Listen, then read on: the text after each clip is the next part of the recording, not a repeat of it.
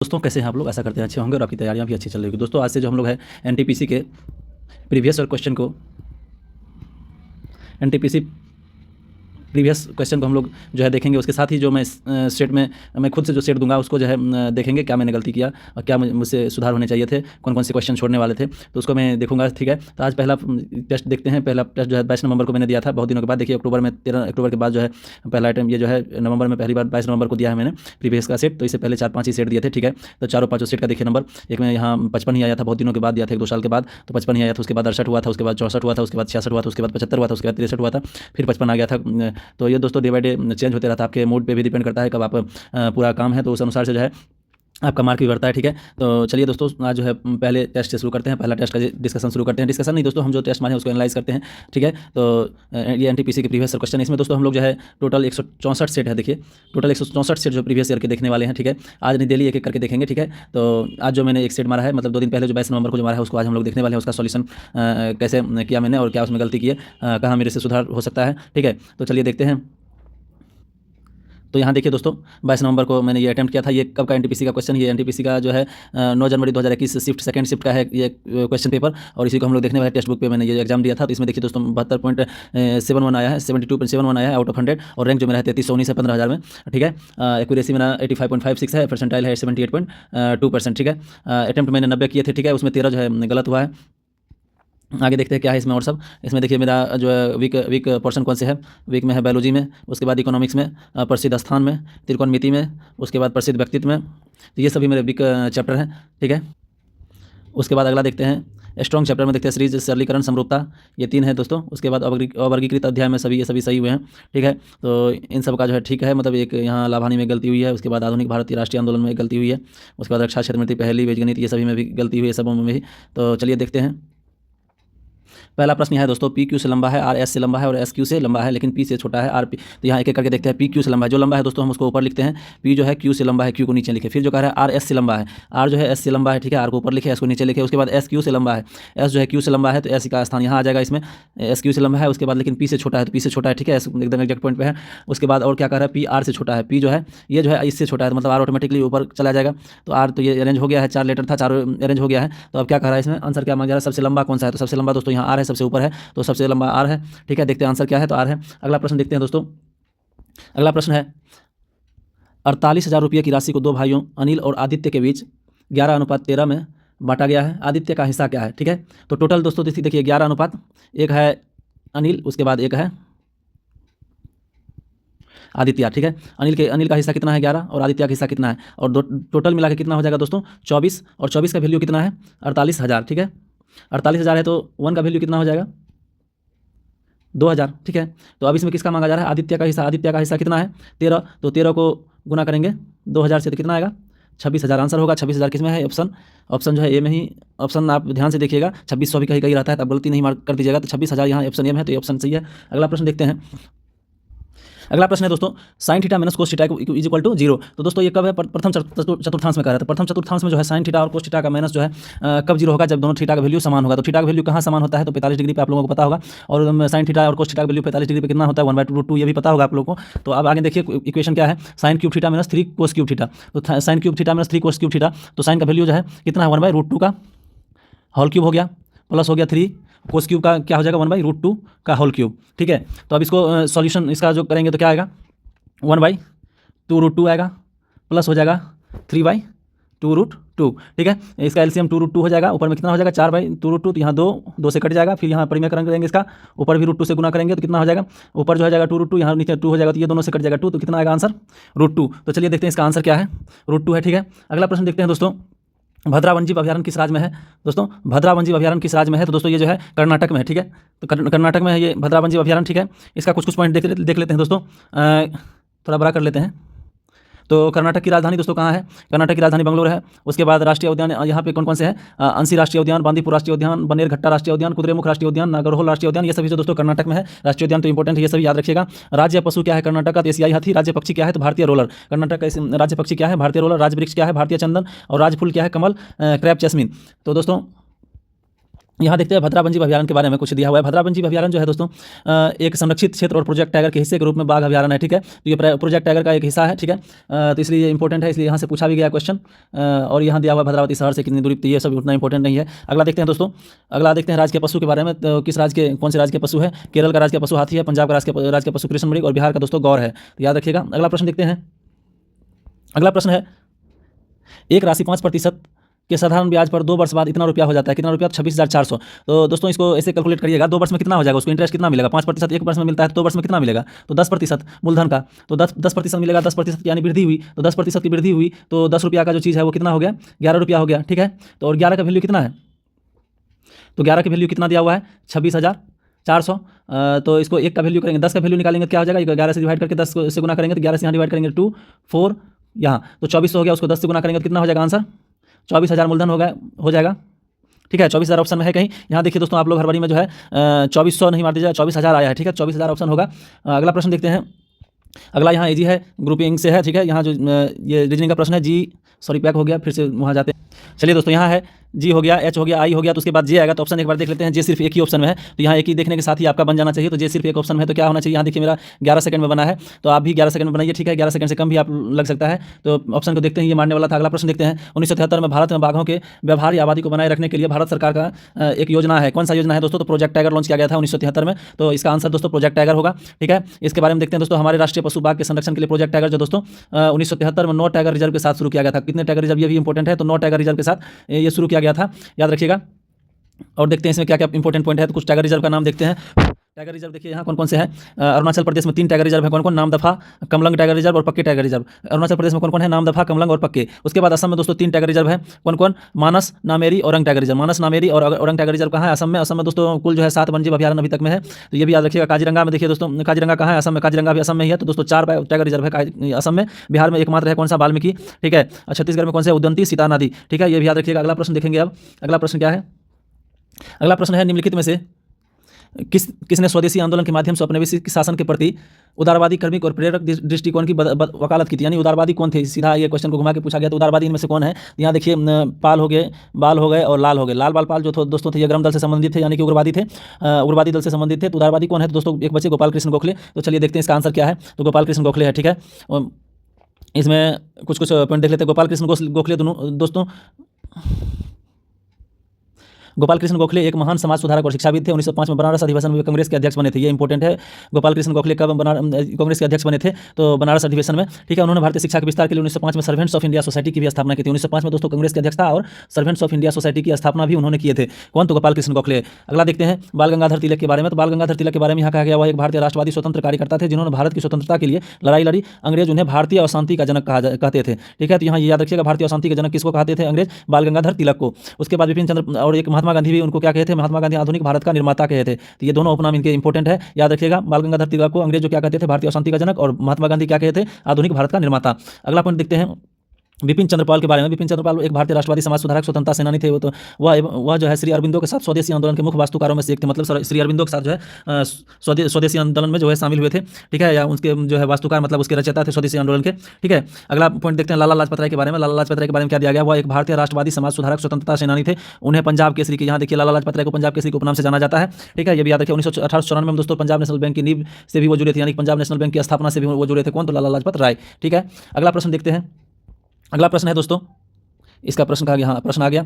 अगला प्रश्न देखते हैं यहाँ क्या पूछ रहा है। रेखा ABC जो है बी पर एक वृत्त स्पर्श रेखा है, ठीक है। PQ ये जो है दोस्तों, PQ जो है ये PQ ये जो है पैरेलल है AC का, ठीक है।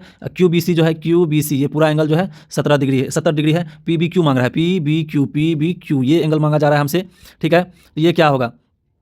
तो ये एंगल क्या होगा? तो ये कैसे निकलेगा दोस्तों? तो यहाँ देखिए दोस्तों, एक जो है आपका यहाँ पैरेलल लाइन है PQ, ठीक है। उसके बाद एक है और ये दोनों जो पैरेलल लाइन है, एक यहाँ से इसको क्रॉस करता है कोई रेखा। तो यहाँ एक रूल होता है आपका, ये जो है अंतः जो अपोजिट के कोण होते हैं वो बराबर होते हैं, ठीक है। तो ये भी 70 डिग्री हो गया। तो यहाँ ये 70 डिग्री हो गया।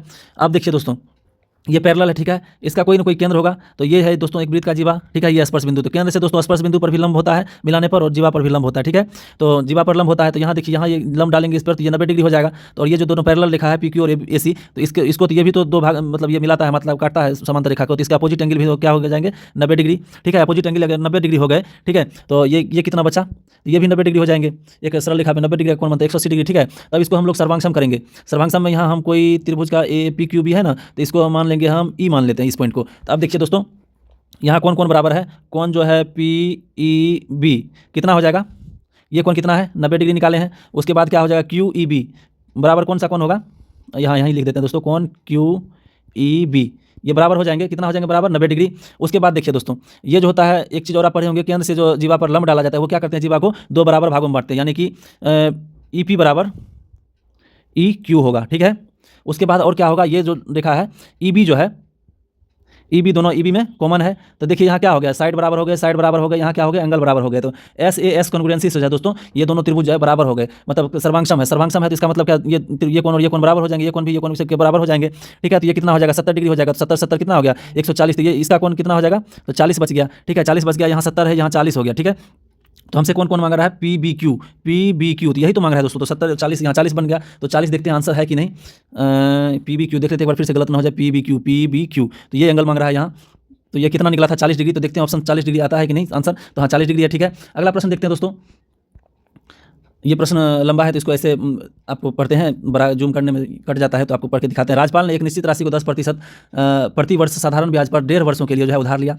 उसने उतनी ही राशि एक मित्र को ऋण के रूप में दी, और उसी अवधि के लिए समान दर पर चक्रवृद्धि ब्याज, ठीक है, मतलब टाइम जो सेम रखा, और चक्रवृद्धि ब्याज अर्धवार्षिक रूप से संयोजित किया, मतलब अर्धवार्षिक रूप से रेट जो है, मतलब अर्धवार्षिक रूप से किया, तो यहाँ क्या हो जाएगा, रेट जो है क्या हो जाएगा, दोगुना हो जाएगा, और टाइम क्या हो जाएगा, सॉरी टाइम दोगुना हो जाएगा, रेट क्या हो जाएगा, आधा हो जाएगा। आप लोग जानते होंगे चक्रवृद्धि ब्याज निकालने में। तो यहाँ देखिए एक नोट पैड निकालते हैं, उस पर बनाएंगे।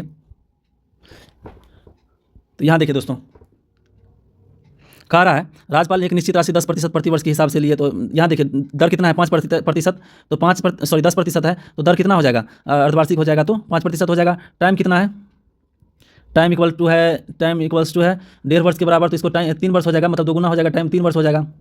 और यह रेट को जो सरलीकरण करेंगे तो इसको जो है, इसका कितना हो जाएगा 1/20 हो जाएगा। तो 3 वर्ष के लिए है, तो हम मान लेंगे मूलधन 20 को 3 बार गुना करेंगे, तो 20 को 3 बार गुना करेंगे, तो 20 का क्यूब करेंगे तो कितना हो जाएगा 800 हो जाएगा। तो मान लेते हैं दोस्तों, नहीं 20 दूना 20 संग 400 दूनी 8000 हो जाएगा, ठीक है। तो इसको 3 भागों में हम 3 वर्ष के लिए निकालेंगे, पहला वर्ष, दूसरा वर्ष और तीसरा वर्ष के लिए, ठीक है। तो पहला वर्ष के लिए जो 5%, इसका कितना हो जाएगा 1/20, यानी कि तो कितना हो जाएगा, पहला वर्ष के लिए 400, दूसरा वर्ष के लिए 400 हो जाएगा फिर, और इस पर भी तो दूसरा वर्ष मिलेगा इंटरेस्ट, तो दूसरा वर्ष इस पर कितना मिलेगा 20 रुपया मिलेगा। फिर तीसरे वर्ष के लिए निकालते हैं, इसका मूलधन का तो निकलेगा ही 400, उसके बाद इस पर और इस पर भी इंटरेस्ट मिलेगा, तो कितना मिलेगा 20 दोनों पे मिल गया, उसके बाद इस पर भी मिलेगा, ठीक है। इस पर इतना मिल गया, 1 रुपया मिल गया। तो टोटल चक्रवृद्धि ब्याज कितना हो गया 400 1200, ठीक है। तो यहाँ दोस्तों कितना हो गया, ये 1261 रुपया हो गया, 4 1260, ठीक है 61, ठीक है 1261 रुपया। ये क्या हो गया, CI हो गया इसका। SI निकालते हैं, SI कितना होगा, तो 10% है 1.5 वर्ष के लिए, तो 3/2 वर्ष के लिए, तो 10% का 3/2 मतलब 5 दिया 15%, 15% का 8,000 का 15% कितना हो जाएगा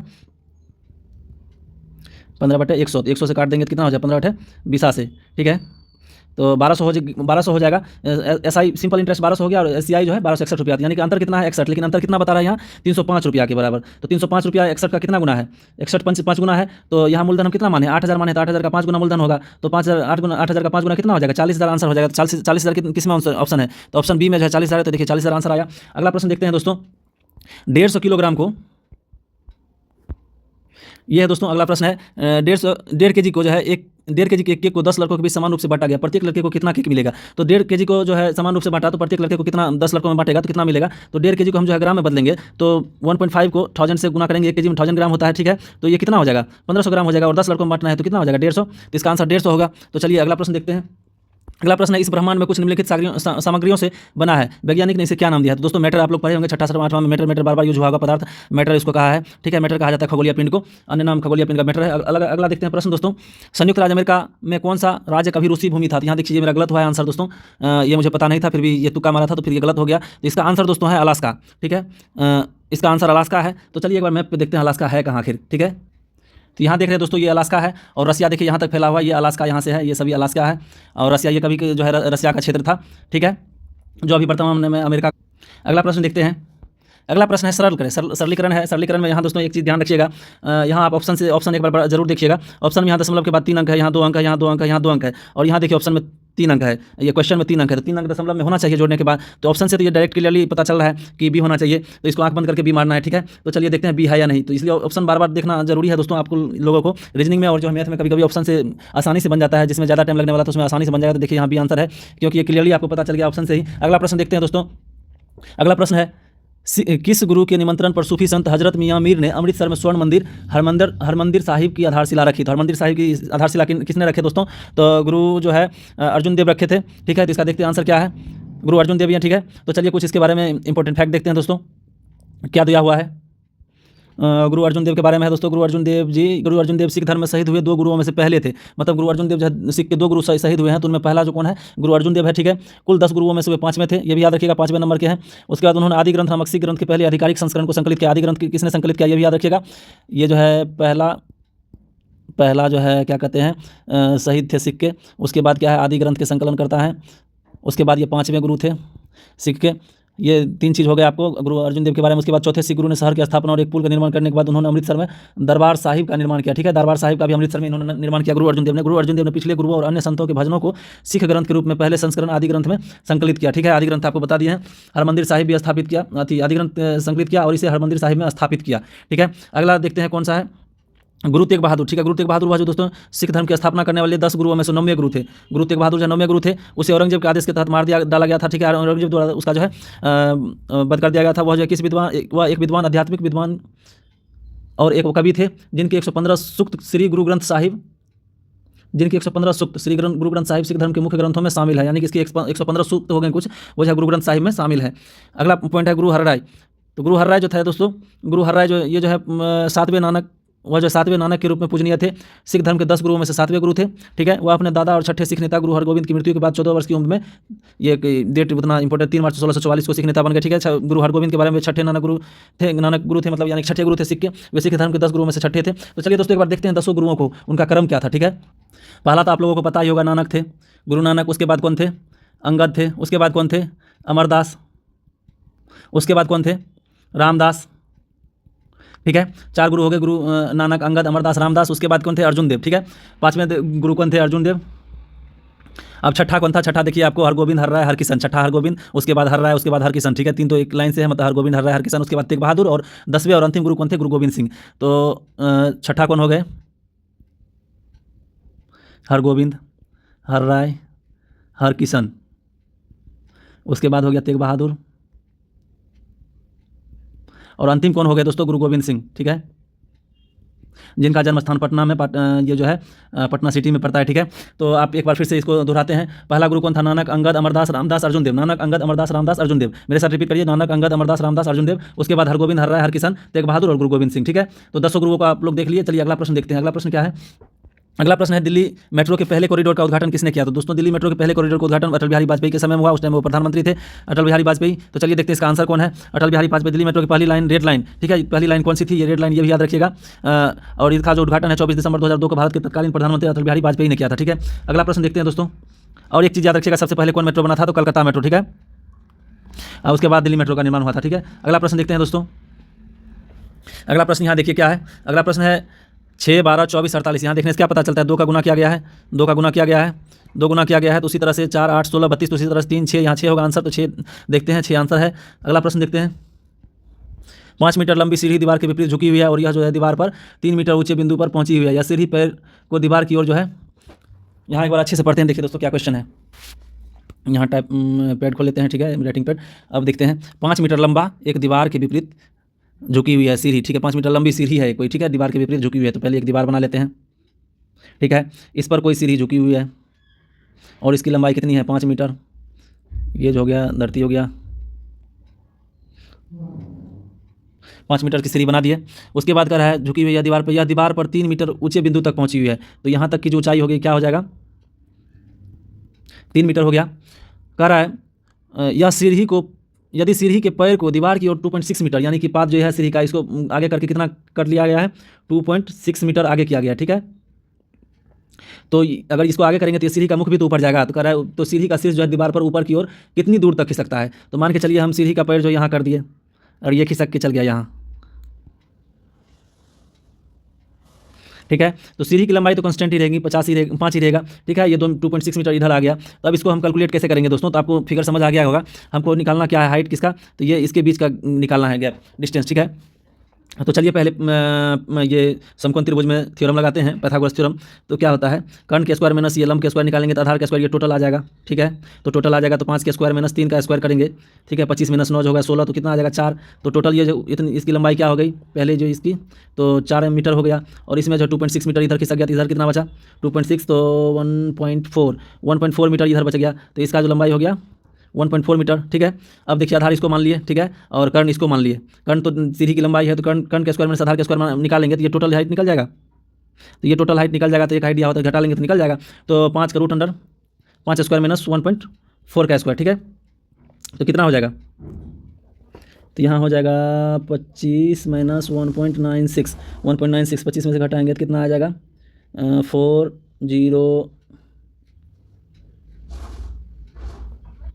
400, ठीक है, पॉइंट में आ गया। उसके बाद हो जाएगा ये यहाँ बच गया, एक में से 4 में से गया 3, और ये बच गया 2, 2304। तो दोस्तों 2304 किसका ये आंसर होता है, क्या कहते हैं, किसका वर्ग होता है, आप लोगों को याद होना चाहिए। 50 तक के वर्गमूल वर्ग हो स्क्वायर याद होना चाहिए। तो 50 में से 48 का जो होता है स्क्वायर कितना होता है 2304 होता है। यहाँ दशमलव है तो 4.8 का जो है स्क्वायर ये हो जाएगा, ठीक है। अंडर रूट जो होगा 23.04 का जो अंडर रूट कितना हो जाएगा 4.8 हो जाएगा, ठीक है। 4.8 हो जाएगा। टोटल डिस्टेंस हमको कितना निकल गया 4.8, और इसमें 3 दिया हुआ है, तो ये इतना डिस्टेंस का क्या वैल्यू हो जाएगा। ये जो देखिए इसका कलर चेंज कर लेते हैं, ये जो है ये डिस्टेंस क्या हो जाएगा, ठीक है। यही मांगा जा रहा है। इधर हमको 3 दिया हुआ है और इधर टोटल 4.8 है। तो 4.8 में से 3 गया तो कितना हो जाएगा 1.8 आंसर हो जाएगा। तो 1.8 जो है ऊपर गया है, तो 1.0 है, ध्यान से देखिएगा, आप कंफ्यूज नहीं होइएगा कि इसमें मार नहीं दीजिए, ठीक है। 1.8 मीटर आंसर सही है। अगला प्रश्न देखते हैं दोस्तों। अगला प्रश्न है, बी जो है 2 के बराबर है, भी 22 के बराबर है, और आर जो है 18 के बराबर है। तो बिहेवियर को किस तरह से लिखा जाता है आपको, ये तो इजी है। कैसे मेरा गलत हो गया पता नहीं, स्पीड बनाने के चक्कर में हो गया होगा गलत, तो ठीक है। तो यहाँ बिहेवियर आर का जो वैल्यू है, देखिए दोस्तों, आर को 18 लिखेंगे, इधर से भी मिलाते जाइए। 2 हो गया, 5 हो गया, एच हो गया 8, तो 2 5 8 इसमें नहीं है, यहाँ इसमें है, उसके बाद इसमें नहीं है। तो यहाँ देखिए 3 ही मिलाने से जो आंसर आ गया बी होगा आंसर। तो देखते हैं बी आंसर है या नहीं। हाँ बी आंसर है, मैंने गलती से मार दिया था, ठीक है। डी तो अगला प्रश्न देखते हैं। अगला प्रश्न है, मुंबई से जल्दी बेंगलुरु पहुंचने के लिए हवाई जहाज़ से जाइए, ठीक है। कथन और धारणा वाला है, ठीक है। तो इसमें देखिए मुंबई से जल्दी बेंगलुरु पहुंचने के लिए हवाई जहाज़ से जाइए, तो मतलब क्या है, बेंगलुरु और मुंबई हवाई जहाज़ सेवा से जुड़े हुए हैं। अगर जुड़ा हुआ होगा तभी तो कोई सलाह देंगे कि मुंबई से जो है बेंगलुरु जो है, बेंगलुरु से मुंबई जो है हवाई जहाज़ से जाइए, ठीक है। बेंगलुरु से मुंबई जाने का और कोई साधन नहीं है, तो ये गलत है दोस्तों। साधन कुछ और भी हो सकते हैं, इसका मतलब नहीं कि हवाई जहाज़ का जिक्र हो रहा है तो हवाई जहाज़ ही होंगे। तो यहाँ एक धारणा जो है, पहला धारणा जो है वो प्रबल है, तो इसको देखते हैं। इसका आंसर केवल एक देखते हैं, हाँ केवल एक सही है, ठीक है। अगला प्रश्न देखते हैं। भारत की श्वेत क्रांति का उद्गम किस राज्य में, देखिए दोस्तों बहुत इंपॉर्टेंट क्वेश्चन है ये। आप लोग जानते हैं श्वेत क्रांति के जनक ये हुआ, कब श्वेत क्रांति ये हुआ, लेकिन किस राज्य में इसका उद्गम हुआ, तो कहाँ हुआ था दोस्तों। तो इसका मैंने गलत मारा था उत्तर प्रदेश, लेकिन इसका आंसर क्या है एक बार ये अटेम्प्ट करके देखते हैं। इसका आंसर है महाराष्ट्र नहीं, गुजरात है दोस्तों। तो चलिए देखते हैं श्वेत क्रांति। दोस्तों श्वेत क्रांति का जो है शुरुआत 1970 में हुआ था। यह भारत के राष्ट्रीय डेयरी विकास बोर्ड यानी एनडीडीबी, ठीक है, नेशनल डेयरी डेवलपमेंट बोर्ड के द्वारा जो ये पहल था, दुनिया में सबसे बड़ा डेयरी विकास कार्यक्रम था ये जो है श्वेत क्रांति कार्यक्रम। इसे ऑपरेशन फ्लड नाम दिया गया था, ठीक है। इसने जो है भारत को जो है दूध की कमी वाले देश से दुनिया के सबसे बड़े दूध उत्पादक देश में बदल दिया। देखिए कितना बड़ा परिवर्तन था, मतलब भारत में दूध की कमी थी लेकिन दुनिया में सबसे ज़्यादा मतलब दूध उत्पादक देश बना दिया इसको, ठीक है, बड़ा दूध उत्पादक। ऑपरेशन फ्लड वर्गीज कुरियन द्वारा स्थापित प्रायोगिक पैटर्न पर आधारित था। किसके द्वारा ऑपरेशन फ्लड किसके द्वारा ये ऑपरेशन फ्लड का पैटर्न तैयार किया गया था, तो वर्गीज कुरियन द्वारा, ये भी याद रखिएगा। अमूल आनंद मिल्क यूनियन लिमिटेड गुजरात आधारित सहयोग से ऑपरेशन फ्लड कार्यक्रम की सफलता को आगे बढ़ाया गया था, ठीक है। और इसमें तो कुछ नहीं है, गुजरात की देखिए, यहाँ गुजरात की आपको राजधानी पता ही होगा, राष्ट्रीय उद्यान वंशधार राष्ट्रीय उद्यान, ब्लैक बक राष्ट्रीय उद्यान, गिर राष्ट्रीय उद्यान, समुद्री राष्ट्रीय उद्यान, ये सभी राष्ट्रीय उद्यान इंपोर्टेंट याद रख लीजिएगा। राज्य पशु दोस्तों इसका एशियाई शेर है, राज्य पक्षी ग्रेटर फ्लेमिंगो है, राज्य वृक्ष है विवादित, विभिन्न आधिकारिक वेबसाइट पर राज्य वृक्ष पर असहमत है, मतलब ये विवादित है, यहाँ दिया हुआ है। और राज का फूल जो है गेंदा है दोस्तों। अगला प्रश्न देखते हैं दोस्तों। अगला प्रश्न है, लड़कियों की एक पंक्ति में, यहाँ देखिए लड़कियों की एक पंक्ति है जिसमें जो है एक छोर से महुआ जो है एक छोर से 7वें स्थान पर है, एक पंक्ति है, ठीक है। यहाँ से दोस्तों यहाँ ये 7वें स्थान पर है, मान के चलिए बाएं से हम गिनते हैं तो ये 7वें स्थान पर है। और कह रहा है दूसरी छोर से जो है 11वें स्थान पर, सेम पोजीशन पर जो है ये 11वां है, अगर इधर से हम काउंट करते हैं तो 11वां है। तो कह रहा है पंक्ति में लड़कियों की कुल संख्या ज्ञात करिए, तो पंक्ति में लड़कियों की कुल संख्या ये तो 11वां कॉमन है, 11वां और 7वां, इधर इसके पीछे कितना बचेगा 10, और इधर कितना है यहाँ से तो 7, 10 7 कितना हो गया 17, टोटल कितने हो जाएंगे पंक्ति में लड़कियों की संख्या, तो 17। अगला प्रश्न देखते हैं। यहाँ देखिए दोस्तों, यहाँ मैंने एक चीज़ गलती किया था, देखिए इसमें कितना टाइम लगा है मुझे, तो इतना टाइम बर्बाद नहीं करना है। ये कॉन्सेप्ट के कमी के कारण यहाँ देखिए जो गुना का जो चिन्ह दिया गया है, तो यहाँ गुना में जो इसको प्रायोरिटी दिया जाएगा भाग को, क्योंकि गुना और भाग में जो है गुना को प्रायोरिटी दिया जाता है, भाग को दिया जाता है, लेकिन ब्रैकेट में सबसे पहले ब्रैकेट के यहाँ तो ब्रैकेट के बाद गुना लगा दिया गया है, तो पहले इसका ब्रैकेट नहीं देखेंगे, अब गुना देखेंगे, पहले ब्रैकेट के अंदर के सारे काम कर लेंगे, फिर इसका जो अदर के रिलेशन है उसको देखेंगे, ठीक है। इसलिए मैं यहाँ बहुत टाइम लगा था, आंसर नहीं आ रहा था। तो देखिए इसका सॉल्व करते हैं, इसका सोल्यूशन करते हैं। तो यहाँ 7 12 ये हो गया 15, 15 में भाग देंगे, 45 में भाग देंगे 15 से, तो कितना हो जाएगा 3 हो जाएगा। इसका हो जाएगा 18 में तो 180, 80 गुना 3, ठीक है। गुना कितना हो जाएगा 2 हो जाएगा, माइनस कितना हो जाएगा 3 दूना 6, माइनस 6 हो जाएगा, 6 18 का 78 से, तो 1080 माइनस 6, 1080 माइनस 6 कितना हो जाएगा 1074। तो 1074 क्या आंसर है, ये सी आंसर है। तो देखते हैं सी आंसर है या नहीं। हाँ सही है। अगला प्रश्न देखते हैं, किस प्रकार के कोयले में कार्बन का प्रतिशत सर्वाधिक होता है। तो आप लोगों को पता ही होगा, एंथ्रासाइट कोयला जो होता है सर्वाधिक कार्बन की मात्रा होती है, इसमें 85 से लगभग 90-95% तक कार्बन की मात्रा होती है, ठीक है। तो देखते हैं एंथ्रासाइट है या नहीं। एंथ्रासाइट है, ठीक है। यहाँ देखिए एंथ्रासाइट उच्चतम कैलोरी मान वाले कोयले की सबसे अधिक गुणवत्ता, और इसमें 80 से 95% तक कार्बन की सामग्री होती है। यह एक नीली लौ के साथ धीरे धीरे प्रज्वलित होता है और जम्मू कश्मीर में कम मात्रा में यह पाया जाता है, मतलब इसकी जो है बहुत कम उपलब्धता है भारत में। यह बहुत कम वाष्पशील होता है, मतलब इसमें नमी कम होता है, इसलिए वाष्पशील कम होता है, और अर्ध धातु चमक वाले होते हैं, ठीक है। मतलब ये चमकीले होते हैं धातु के जैसे, ठीक है। अगला पॉइंट देखते हैं, कोयले के रैंक कार्बन में जो है, मतलब कोयले का जो रैंकिंग अगर करेंगे तो सबसे अच्छा कोयला कौन होता है, एंथ्रासाइट, उसके बाद बिटुमिनस, उसके बाद कौन सा होता है लिग्नाइट, सबसे नीचे जो है घटिया कोयला होता है पीट, ठीक है। अगला प्रश्न देखते हैं दोस्तों। अगला प्रश्न है भी है सिंप्लीफिकेशन का। सिंप्लीफिकेशन में यहाँ क्या है, ये तो सिंपल है, ये सिंपल है। यहाँ 8 चौका 32 माइनस 4 हो गया 28, यहाँ प्लस का चिन्ह हो गया 28, यहाँ 13 3 दूना 6, भाग कर दिए तो 2, 28 + 2 30। तो देखते हैं 30 आंसर है या नहीं। तो सही है बिल्कुल। अगला प्रश्न देखते हैं, उस विकल्प का चयन करिए जो तीसरे पद से उसी प्रकार संबंधित जिस प्रकार दूसरा पद पहले पद से संबंधित है। मतलब तो यहाँ देखिए 4 है, यहाँ 27 है, यहाँ 25 है, तो क्या होगा, तो 4 है 2 का स्क्वायर, 27 क्या है 3 का क्यूब है, उसी तरह 5 का स्क्वायर 25 है, तो 6 का क्यूब कितना हो जाएगा 36, 6 का 36, 36 का 18, 216, ठीक है। तो 216 डी आंसर है। तो चलिए देखते हैं इसका आंसर डी है या नहीं। तो डी आंसर है, देख लीजिए। अगला प्रश्न देखते हैं दोस्तों, the God of small things के उपन्यास के लेखक कौन है। तो दोस्तों the God of small things जो है दोस्तों अरुंधति राय की है। ये इंपॉर्टेंट पुस्तक है, इसको बुकर प्राइज मिला हुआ है 1977 या 87 के आसपास, इसलिए इसको दोस्तों देखिए अभी भी पूछा जा रहा है। तो ये इंपॉर्टेंट पुस्तक है, क्योंकि अभी तक जो 3 भारतीय को ही बुकर प्राइज मिला हुआ है, ठीक है।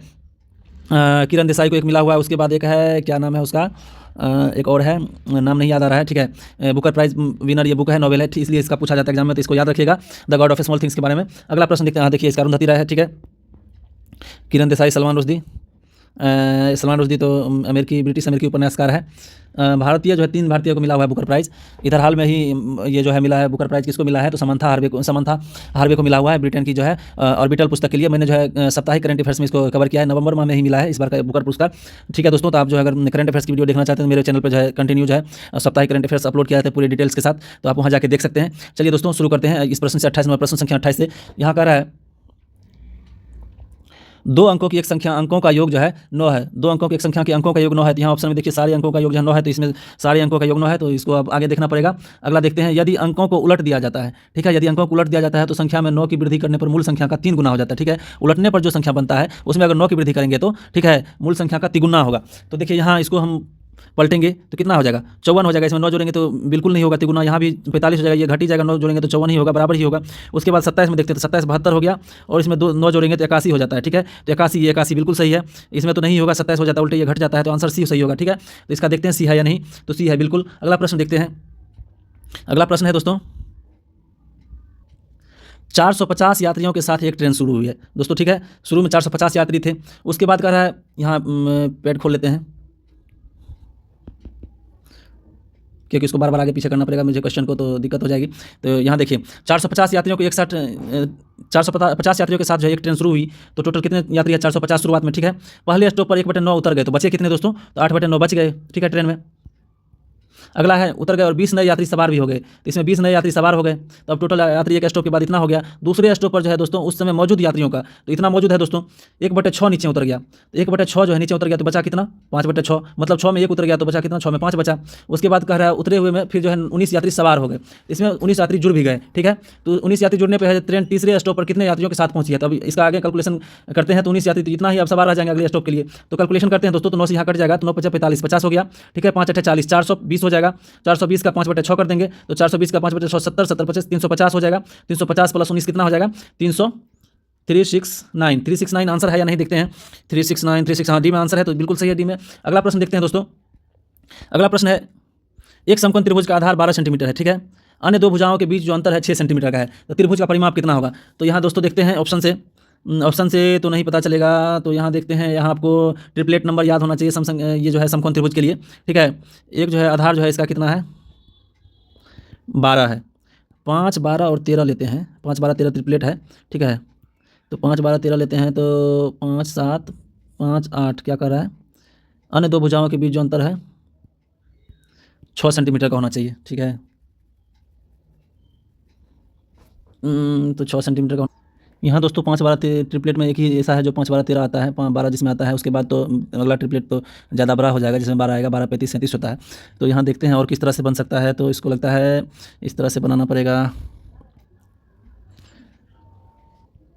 अगर दोस्तों उस तरह से नहीं बनता है तो इसको पैथागोरस थ्योरम से बना सकते हैं। एक भुजा को x मान लेंगे तो x प्लस 6 हो जाएगा, ठीक है।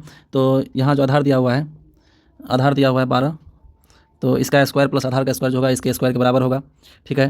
तो एक्स स्क्वायर प्लस जो है 12 स्क्वायर करेंगे तो x प्लस 6 का होल स्क्वायर हो जाएगा। तो इसको सॉल्व करेंगे तो एक्स स्क्वायर प्लस 144 बराबर x square plus 12x plus जो हो जाएगा 36 हो जाएगा। तो यहाँ जो है एक्स स्क्वायर कट जाएगा, तो यहाँ आ जाएगा 36, 36, 8, 44, तो 108 बराबर 12 x हो जाएगा। तो x का हो जाएगा मान वैल्यू 9 हो जाएगा। तो एक भुजा हो जाएगा 9, उसके बाद अगला भुजा हो जाएगा कौन सा, 9, 6, 15, 9, 12, 15, 9, 12, 15 हो गया। तो 9, 12, 15, तो इसका परिमाप कितना हो जाएगा, 5, 2, 7, 9, 16, 2, 1, 3, तो 36 आंसर हो जाएगा दोस्तों। देखते हैं 36 है या नहीं। और सॉरी 36 पे टिपना था हमको, ये टच हो गया 54, तो 36 आंसर है, ठीक है। अगला प्रश्न देखते हैं दोस्तों। अगला प्रश्न अक्टूबर 2020 तक पुरुषों की टेनिस एटीपी रैंकिंग में वर्तमान विश्व नंबर 1 मतलब टेनिस रैंकिंग से पूछा जाता है। तो अभी वर्तमान में कौन है, तो दोस्तों देखते हैं वर्तमान में कौन है एटीपी रैंकिंग में शीर्ष। तो दोस्तों पुरुष में जो है जेनिक सिनर है और आर्यना सबलेंका जो है ये महिला वर्ग में जो है टॉप पर खिलाड़ी है, ठीक है। तो आर्यना सबलेंका जो है दोस्तों ये 2 इस बार का ग्रैंड स्लैम खिताब जीते हैं। कौन कौन, तो अमेरिकन और जो है ऑस्ट्रेलियन। ये सभी मैंने डिस्कस किया है दोस्तों साप्ताहिक करंट अफेयर्स में, तो वहाँ जाके देखिए बहुत अच्छे से मैंने डिटेल्स में कवर किया है साप्ताहिक करंट अफेयर्स को, तो आपको अच्छा लगेगा। तो चलिए दोस्तों इसका जो है दोस्तों ये पुराना क्वेश्चन है, तो इसके अनुसार से आपको करंट में अपडेट कर दिए। अगला प्रश्न देखते हैं। अगला है इसमें जो है दोस्तों एक इक्वेशन दिया गया है, उसमें कह रहा है उसके मूल का जो है एक मूल जो है 2x माइनस 1 है और इसका जो वैल्यू बराबर 0 है, तो मान के का मान निकालना है, ठीक है। 2x माइनस 1 बराबर 0 है मानेंगे, तो 2x माइनस 1 बराबर 0, तो x बराबर हो जाएगा 1/2। तो 1/2 का वैल्यू पुट करेंगे इसमें, तो कितना हो जाएगा 2 into 1/16 minus 7 into 1/8 plus x plus के इज इक्वल टू 0, ठीक है। तो यहाँ 1/8 हो गया माइनस 7/8 हो गया, ठीक है, प्लस x हो गया, सॉरी एक्स का वैल्यू तो यहाँ पता ही हमने नहीं लिखा, तो प्लस के बराबर 0। तो यहाँ एलसीएम 8 हो गया, तो 8 हो गया तो 1 माइनस 7 माइनस जो है 4, ठीक है। तो 4 हो गया, सॉरी प्लस होगा, प्लस 4 हो गया 5, 2 हो गया माइनस 2/8 मतलब माइनस 1/4, ठीक है। माइनस 1/4 प्लस के बराबर 0, तो के का वैल्यू कितना हो जाएगा 1/4 उधर भेजेंगे तो पॉजिटिव हो जाएगा। तो देखते हैं ऑप्शन क्या है इसका आंसर, 1/4, हाँ बिल्कुल 1/4 है। अगला प्रश्न देखते हैं दोस्तों। निम्नलिखित में से कौन सा तमिलनाडु में एक स्मारक नहीं है, तो दोस्तों निम्नलिखित में से कौन सा तमिलनाडु में एक स्मारक नहीं है, तो इसको मैंने ये जो है तुक्का मारा था तो मेरा सही हो गया था। तो चलिए देखते हैं इसका आंसर क्या है। तो बेकल किला, दोस्तों बेकल किला का जो निर्माण है केलाडी शिवप्पा नायक ने इसमें बेकल में करवाया था। यह केरल का सबसे बड़ा किला है, इसलिए ये ऑप्शन में दिया है। आप याद रखिए केरल का सबसे बड़ा किला बेकल किला है जो 40 एकड़ में फैला हुआ है। तो दोस्तों अगला प्रश्न देखते हैं। अगला प्रश्न क्या है, निम्नलिखित में से किस राज्य का राज्य पशु विशाल गिलहरी है। तो आगे देखिए आपको दिया गया था सॉल्यूशन में, तो किस राज्य पशु विशाल गिलहरी है, तो कौन है दोस्तों, इसको मैंने स्किप कर दिया था। तो देखते हैं इसका आंसर क्या है। तो महाराष्ट्र है दोस्तों, महाराष्ट्र का जो राज्य पशु है विशाल गिलहरी है। तो महाराष्ट्र का देखिए यहाँ राजधानी मुंबई है। और राष्ट्रीय उद्यान देखते हैं, तो राष्ट्रीय उद्यान महाराष्ट्र में कौन कौन से, चंदोली राष्ट्रीय उद्यान, गुगामाला राष्ट्रीय उद्यान, नवेगांव राष्ट्रीय उद्यान, संजय गांधी राष्ट्रीय उद्यान और टाडोबा राष्ट्रीय उद्यान। ये सब याद रखिएगा। राज्य के पशु कौन से हैं, भारतीय विशाल गिलहरी, अभी क्वेश्चन में पूछा गया। पक्षी कौन है, तो पीले पैरों वाला हरा कबूतर, ठीक है। राज्य के वृक्ष कौन है, तो मैंगीफेरा इंडिका यानी मैंगो है, आम का वृक्ष। राज्य के पुष्प कौन है, तो भारत का गौरव या जरूल, ठीक है। आगे क्या पॉइंट दिया गया देखते हैं। गोवा का दोस्तों गोर है। राज्य के पक्षी हिमाचल प्रदेश का हिम तेंदुआ और हरियाणा का कृष्ण मृग। अगला प्रश्न देखते हैं दोस्तों। अगला प्रश्न है डैश के हिंसक कृत्य के बाद गांधी जी द्वारा असहयोग आंदोलन को बंद कर दिया गया था। तो आपको पता होगा इसमें चौरा चौरी कांड आंसर होगा। तो चलिए देखते हैं इसका आंसर क्या है। अगला प्रश्न मैंने कर दिया, तो इसका देखते हैं चौरा चौरी आंसर है। अगला प्रश्न देखते हैं कितने बाइट जो है 1 किलोबाइट के बराबर होता है, 1024, आपको पता ही होगा 1024 बाइट बराबर 1 किलोबाइट होता है। तो इसका आंसर 1024। अगला प्रश्न देखते हैं। अलमारी जो है भंडारण का काम करता है, तो कुर्सी क्या करता है, तो बैठने का काम करता है। अगला प्रश्न देखते हैं। 21 प्रेक्षणों का माध्य 42 है और यदि 21 प्रेक्षणों में से पहले 11 प्रेक्षणों का माध्य 50 है और अंतिम 11 प्रेक्षणों का माध्य 35 है, तो 11वां प्रेक्षण ज्ञात करने के लिए बोला था। यहाँ 11वां 2 बार इंक्लूड हो गया है, तो यहाँ इसको कैसे निकालेंगे। तो पहले तो टोटल यहाँ करेंगे, टोटल इसका योग कितना हो जाएगा, तो 21 गुना 42, तो कितना हो जाएगा 21 गुना 42 का 2, 21 चौका 84, 4 88, 882 हो गया टोटल ये एडिशन। उसके बाद जो है 11 में यहाँ 2 बार जुड़ गया, तो इसका जो ऐड करेंगे तो 21 11 50 हो गया, 50 माध्य हो गया, तो 550 हो गया ये। और अगला क्या कर रहा है, सॉरी, यहाँ दोस्तों नोटपैड खोल लेता हूँ, इसको बार बार डिलीट करना पड़ जाता है। नहीं तो यहाँ कितना आया था, 21 परीक्षणों का माध्य 42 है, तो 21 गुना 42 करके कितना आया था, 21 गुना 42 का 2 हाथ में बचा कितना, 4 4 21 चौका 84 4 88 882 आया था। उसके बाद 11 परीक्षणों का माध्य कितना है, तो 550 हो जाएगा। फिर 11 परीक्षण का कितना माध्य है, 35 है, तो 35 11 55 55, 11 33 5 38, तो जोड़ के कितना आएगा, 5 8 5 13 का 3 5 3 8 1 9 935 हो जाता है। तो 935 में से जो है 882 घटा लेंगे तो कितना आ जाएगा, 3 के बाद हो गया 5, ठीक है। तो 53 आंसर आना चाहिए। तो देखते हैं इसका आंसर क्या है, 53 डी सही है बिल्कुल। अगला प्रश्न देखते हैं, वरुण अपनी बहन से 3 गुना बड़ी है, ठीक है। अगला कह रहा है दोस्तों, वरुण अपनी बहन से 3 गुना बड़ी है। वरुण हो गया, बहन हो गई उसकी, ठीक है। तो इसका यदि हम बहन को x मानते हैं तो वरुण कितना हो जाएगा, 3x हो जाएगा। और 6 वर्ष बाद उनकी आयु का गुणनफल दोस्तों 231 हो जाता है 6 वर्ष बाद। तो 6 वर्ष बाद कितना हो जाएगा, 3x + 6 इंटू x + 6 कितना हो जाएगा, 231 हो जाता है। तो मांगा क्या जा रहा है, वरुण की वर्तमान आयु, तो हमको मांगा जा रहा है 3x मांगा जा रहा है। तो 3x निकालने के लिए इसका मल्टीप्लिकेशन करेंगे हम, तो 3x square plus 6x plus 18x equal 24x plus 18 बराबर 231। तो यहाँ 3 कॉमन आ जाएगा, x square plus 8x plus 6 बराबर हो जाएगा 3 से भाग देंगे यहाँ, तो 3 से 21 2 3 से 23 77, ठीक है। यहाँ दोस्तों 36 होता है, यहाँ 18 लिख दिया गया था गलती से। तो अब इसको कॉमन लेके काटे तो 77 आया। तो अब यहाँ कॉमन लेके करेंगे 12 है। तो यहाँ दोस्तों 77 को इस साइड लाएंगे तो माइनस में आ जाएगा। तो माइनस में आएगा तो कितना हो जाएगा, x square plus 8x minus हो जाएगा 77 घटाएंगे तो 5 5 6 65 हो गया बराबर 0 हो जाएगा। अब इसको फैक्टराइजेशन करेंगे इसका, तो क्या, तो इसका फैक्टराइजेशन हो जाएगा x स्क्वायर प्लस हो जाएगा 13x माइनस हो जाएगा 5x minus 65 is equal to 0, ठीक है। तो यहाँ x कॉमन ले लिए तो x प्लस 13, यहाँ माइनस 5 कॉमन ले लिए तो x माइनस 13, ठीक है, x प्लस 13। तो यहाँ x minus 5 is equal to 0 हो जाएगा, x plus 13 is equal to x minus 5। तो x का वैल्यू हो जाएगा 5 और माइनस 13। तो यहाँ देखते हैं दोस्तों क्या किसका आयु मांगा जा रहा है, वरुण की वर्तमान आयु, ठीक है। तो वरुण की अपनी बहन से 3 गुना बड़ा है, 3 गुना बड़ा है, यानी कि वरुण की वर्तमान आयु कितना हो जाएगा दोस्तों, 5 अगर रखते हैं तो 5 या 15 आंसर देखते हैं होता है, यहाँ 15 आंसर है, सही है। अगला प्रश्न देखते हैं, 2 संख्याएं और भी तीसरी संख्या c से क्रमशः इतना और इतना कम है, तो संख्या b संख्या a से कितने प्रतिशत कम है। तो इसको दोस्तों कैसे करिएगा, 2 संख्या a और b तीसरी संख्या से c से क्रमशः इतना और इतना कम है, तो तीसरी संख्या a b c मानते हैं। तो c से जो है तीसरी संख्या की अगर 100 मानेंगे तो दूसरी संख्या की a कितना हो जाएगा, 15% कम है तो कितना हो जाएगा, 85 हो जाएगा ये। और ये कितना हो जाएगा, 32 8 40, तो 60 8 68। तो अब जो दोस्तों जो मांगेगा आराम से निकाल लीजिएगा। अगला प्रश्न देखते हैं, इसमें नहीं तो टाइम बहुत लगेगा, बहुत लंबा वीडियो हो जाएगा। अगला प्रश्न देखते हैं, ये भी सिंप्लीफिकेशन का है, तो ये आसानी से निकल जाएगा आप लोगों को, ये ईजी है। यहाँ 6 हो जाएगा, उसमें 19 जुड़ जाएगा, 25 हो जाएगा, 25 का 5 हो जाएगा, 88 गुना 5 करेंगे, फिर उसमें जोड़ देंगे सॉरी ये 5 हो जाएगा, 5 हाँ 5 का जो है 88 में गुना कर देंगे, फिर वो जोड़ेंगे तो आपको निकल जाएगा। अगला प्रश्न देखते हैं, एक भारतीय राज्य के मुख्यमंत्री और एक प्रमुख आयोग के अध्यक्ष कौन थे। तो ये दोस्तों मैंने स्किप कर दिया था, पता नहीं था मुझे, आप लोगों को पता होगा तो कमेंट करिएगा। क्वेश्चन नंबर 42 का आंसर, तो इसका देखते हैं आंसर डायरेक्टली क्या है। तो इसका आंसर है बिंदेश्वरी प्रसाद। बिंदेश्वरी प्रसाद मंडल दोस्तों जो है यहाँ कह रहे हैं एक भारतीय राजनीतिज्ञ थे, उन्होंने मंडल आयोग की अध्यक्षता की थी, ठीक है। वो बी एन मंडल है दोस्तों ये, ओह मैंने गलती किया, यहाँ सोचा नहीं था। बी एन मंडल दोस्तों पिछड़ा वर्ग आयोग से संबंधित है, यहाँ देखिए पूरा नाम दे दिया गया था, तो मैंने गलती किया, ऐसी गलती आप नहीं करिएगा, ऑप्शन को ध्यान से शांतिपूर्वक पढ़िएगा, ठीक है। बी एन मंडल इसका शॉर्ट में नाम जानते थे, लेकिन यहाँ पढ़ने के बाद यहाँ दिमाग में आया, तो इसलिए दोस्तों इसका जो है हम लोग जो है इसका सॉल्यूशन देखते हैं किस तरह से मैं गलती किया, और ये गलती आप लोग इस गलती से बचने की कोशिश करेंगे, ठीक है। टेस्ट मारने के बाद, इसलिए खुद से अपने टेस्ट मारने के बाद इसका सॉल्यूशन करते हैं लाइव आके, ठीक है दोस्तों।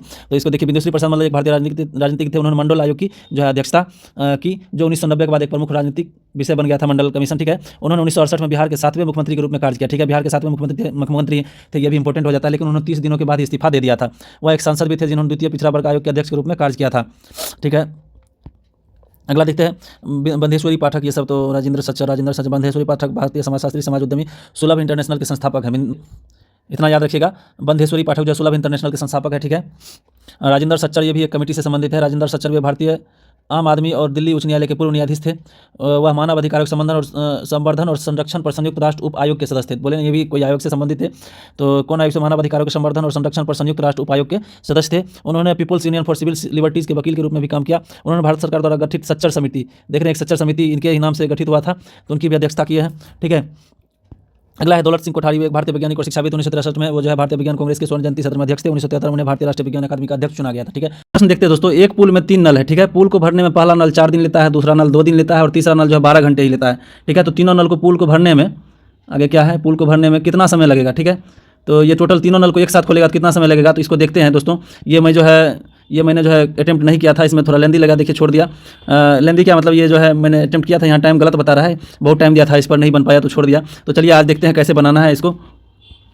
तो इस तरह के क्वेश्चन में आप कंफ्यूज नहीं होइएगा। यहाँ मैंने गलती क्या किया था पता है, यहाँ जो है दोस्तों डेज का जो है यहाँ 4 दिन था, 2 दिन था और 1/2 दिन था, तो इसको हम सिंप्लीफाई करके इसको 8 दिन बना दिए थे। ठीक है, इसको 4 दिन बना दिए थे और इसको 1 दिन बना दिए थे। इस अनुसार से दोस्तों ये गलत हो जाता है, इस तरह से नहीं बनेगा, क्योंकि ये जो है डेज इसके बढ़ जाएंगे और काम जो वही रहेंगे। ठीक है, काम तो इसे एलसीएम में, हाँ एलसीएम में बढ़ता है, लेकिन दिन अंतिम में जो है आपको आधा करना पड़ेगा, लेकिन आपको करते नहीं है, तो इस कारण से मेरा गलत हो रहा था। तो चलिए देखते हैं, 1 दिन का तीनों का काम निकालते। तो दोस्तों इनका जो एलसीएम निकाल लेते टोटल वर्क के लिए, तो टोटल वर्क के लिए एलसीएम कितना हो जाएगा, 4 एलसीएम हो जाएगा। एलसीएम मान के चलिए टोटल वर्क है, टोटल वर्क इतना है। ठीक है, तो अब जो है ए के द्वारा, बी के द्वारा और सी के द्वारा ये सभी जो है टाइम है लगने वाला एक काम को करने में। तो ये 4 काम को करने में ए के द्वारा कितना टाइम लगेगा, ये 4 दिन लगता है 4 काम को करने में, तो 1 दिन में कितना काम करेगा, तो 1 काम करेगा। ठीक है, उसके बाद ये 2 दिन लगाता है 4 काम में, तो 1 दिन में कितना काम, 2 काम करेगा। आधा दिन ही लगाता है 4 काम करने में, तो 1 दिन में कितना काम कर देगा, 8 काम कर देगा। ठीक है, तो इन तीनों का जो है योग कितना हो जाएगा, 1 दिन का काम इनका कितना हो जाएगा दोस्तों, तो 11 काम हो जाएगा। ठीक है, और यहाँ 11 हो जाएगा, लेकिन काम कितना है, टोटल 4 ही है, तो 1 दिन का काम कितना हो जाएगा 11, तो टोटल 4 काम को करने में कितना टाइम लगेगा, 4/11 दिन लगेगा। ठीक है, तो 4/11 दिन तो है नहीं ऑप्शन में दोस्तों, तो इसलिए मुझे टाइम लग रहा था दोस्तों। तो यहाँ देखिए कैसे हो सकता है, कैसे, हाँ एक चीज़ यहाँ देखिए नोटिस करने वाली यही है दोस्तों, वहाँ दिमाग काम नहीं कर पाता है एग्जाम हॉल में। यहाँ देखिए घंटे में दिया हुआ है, यहाँ घंटे में भी ऑप्शन है, तो घंटा में चेंज करके एक बार देखते हैं ऑप्शन आंसर आता है कि नहीं। तो घंटा में चेंज करके देखते हैं, 4/11 दे जाया है, तो घंटा में बदलेंगे तो 4/11 को 24 से गुना करना पड़ेगा। तो 24 से गुना करेंगे तो 24 चौका 96, 96/11, 11 8 88, 8 और बटे 11, मतलब ऑप्शन डी आ रहा है दोस्तों। देखते हैं आंसर से। ये देखिए दोस्तों किस तरह से एग्जाम में गलती होता है, इसलिए मैं लाइव आप लोगों को डिस्कशन कर रहा हूँ, जो मैंने एग्जाम दिया है खुद सेट मारा है उसी का डिस्कस कर रहा हूँ। तो इसके साथ होता है कि मैंने क्या गलती करी, आप लोगों को वो गलती नहीं करना है, इसलिए आप लोगों के साथ ये डिस्कशन कर रहे हैं। थोड़ा टाइम लगेगा तो, लेकिन इसको जो है ध्यान से देखिए। ठीक है, जो आपको क्वेश्चन ईजी लगेगा उसको स्किप कर दीजिए, आगे बढ़ जाइए, कोई दिक्कत नहीं है। ठीक है, तो यहाँ आंसर दोस्तों डी है कि नहीं देख रहे हैं, डी बिल्कुल है। अगला प्रश्न देखते हैं अब दोस्तों। अगला प्रश्न क्या है, अंतरिक्ष में जाने वाली भारतीय मूल की प्रथम महिला, ये तो आप लोगों को पता ही होगा दोस्तों, अंतरिक्ष में जाने वाली भारतीय मूल की प्रथम महिला कल्पना चावला थी। अगला प्रश्न है A1 के बराबर, S19 के बराबर, G7 के बराबर, तो मैसेज कितने के बराबर। तो यहाँ देखिए, यहाँ हम देखेंगे पहले m का जो होता है 13 होता है, 13 सब में है, उसके बाद 11 सब में है, एक 19 जो है सब में है, 19 19 19 यानी कि आगे से सही है 77 75, सॉरी 75 75 55 77, तो 75 यानी कि E5 और ये 7, तो 75 75 2 में है, इन्हीं 2 ऑप्शन में से होगा। और ये जो है उसके बाद 1 और 3, यहाँ ये देखिए ऑप्शन ये छट गया, तो ये इसका आंसर ये होगा। अगला प्रश्न देखते हैं, संगीत वाद्य यंत्र, ड्रम और बांसुरी, संगीत वाद्य यंत्र, जो संगीत के जो वाद्य यंत्र है ड्रम और बांसुरी, तो ड्रम और बांसुरी दोनों वाद्य यंत्र है संगीत के लिए, ऑप्शन सी होगा।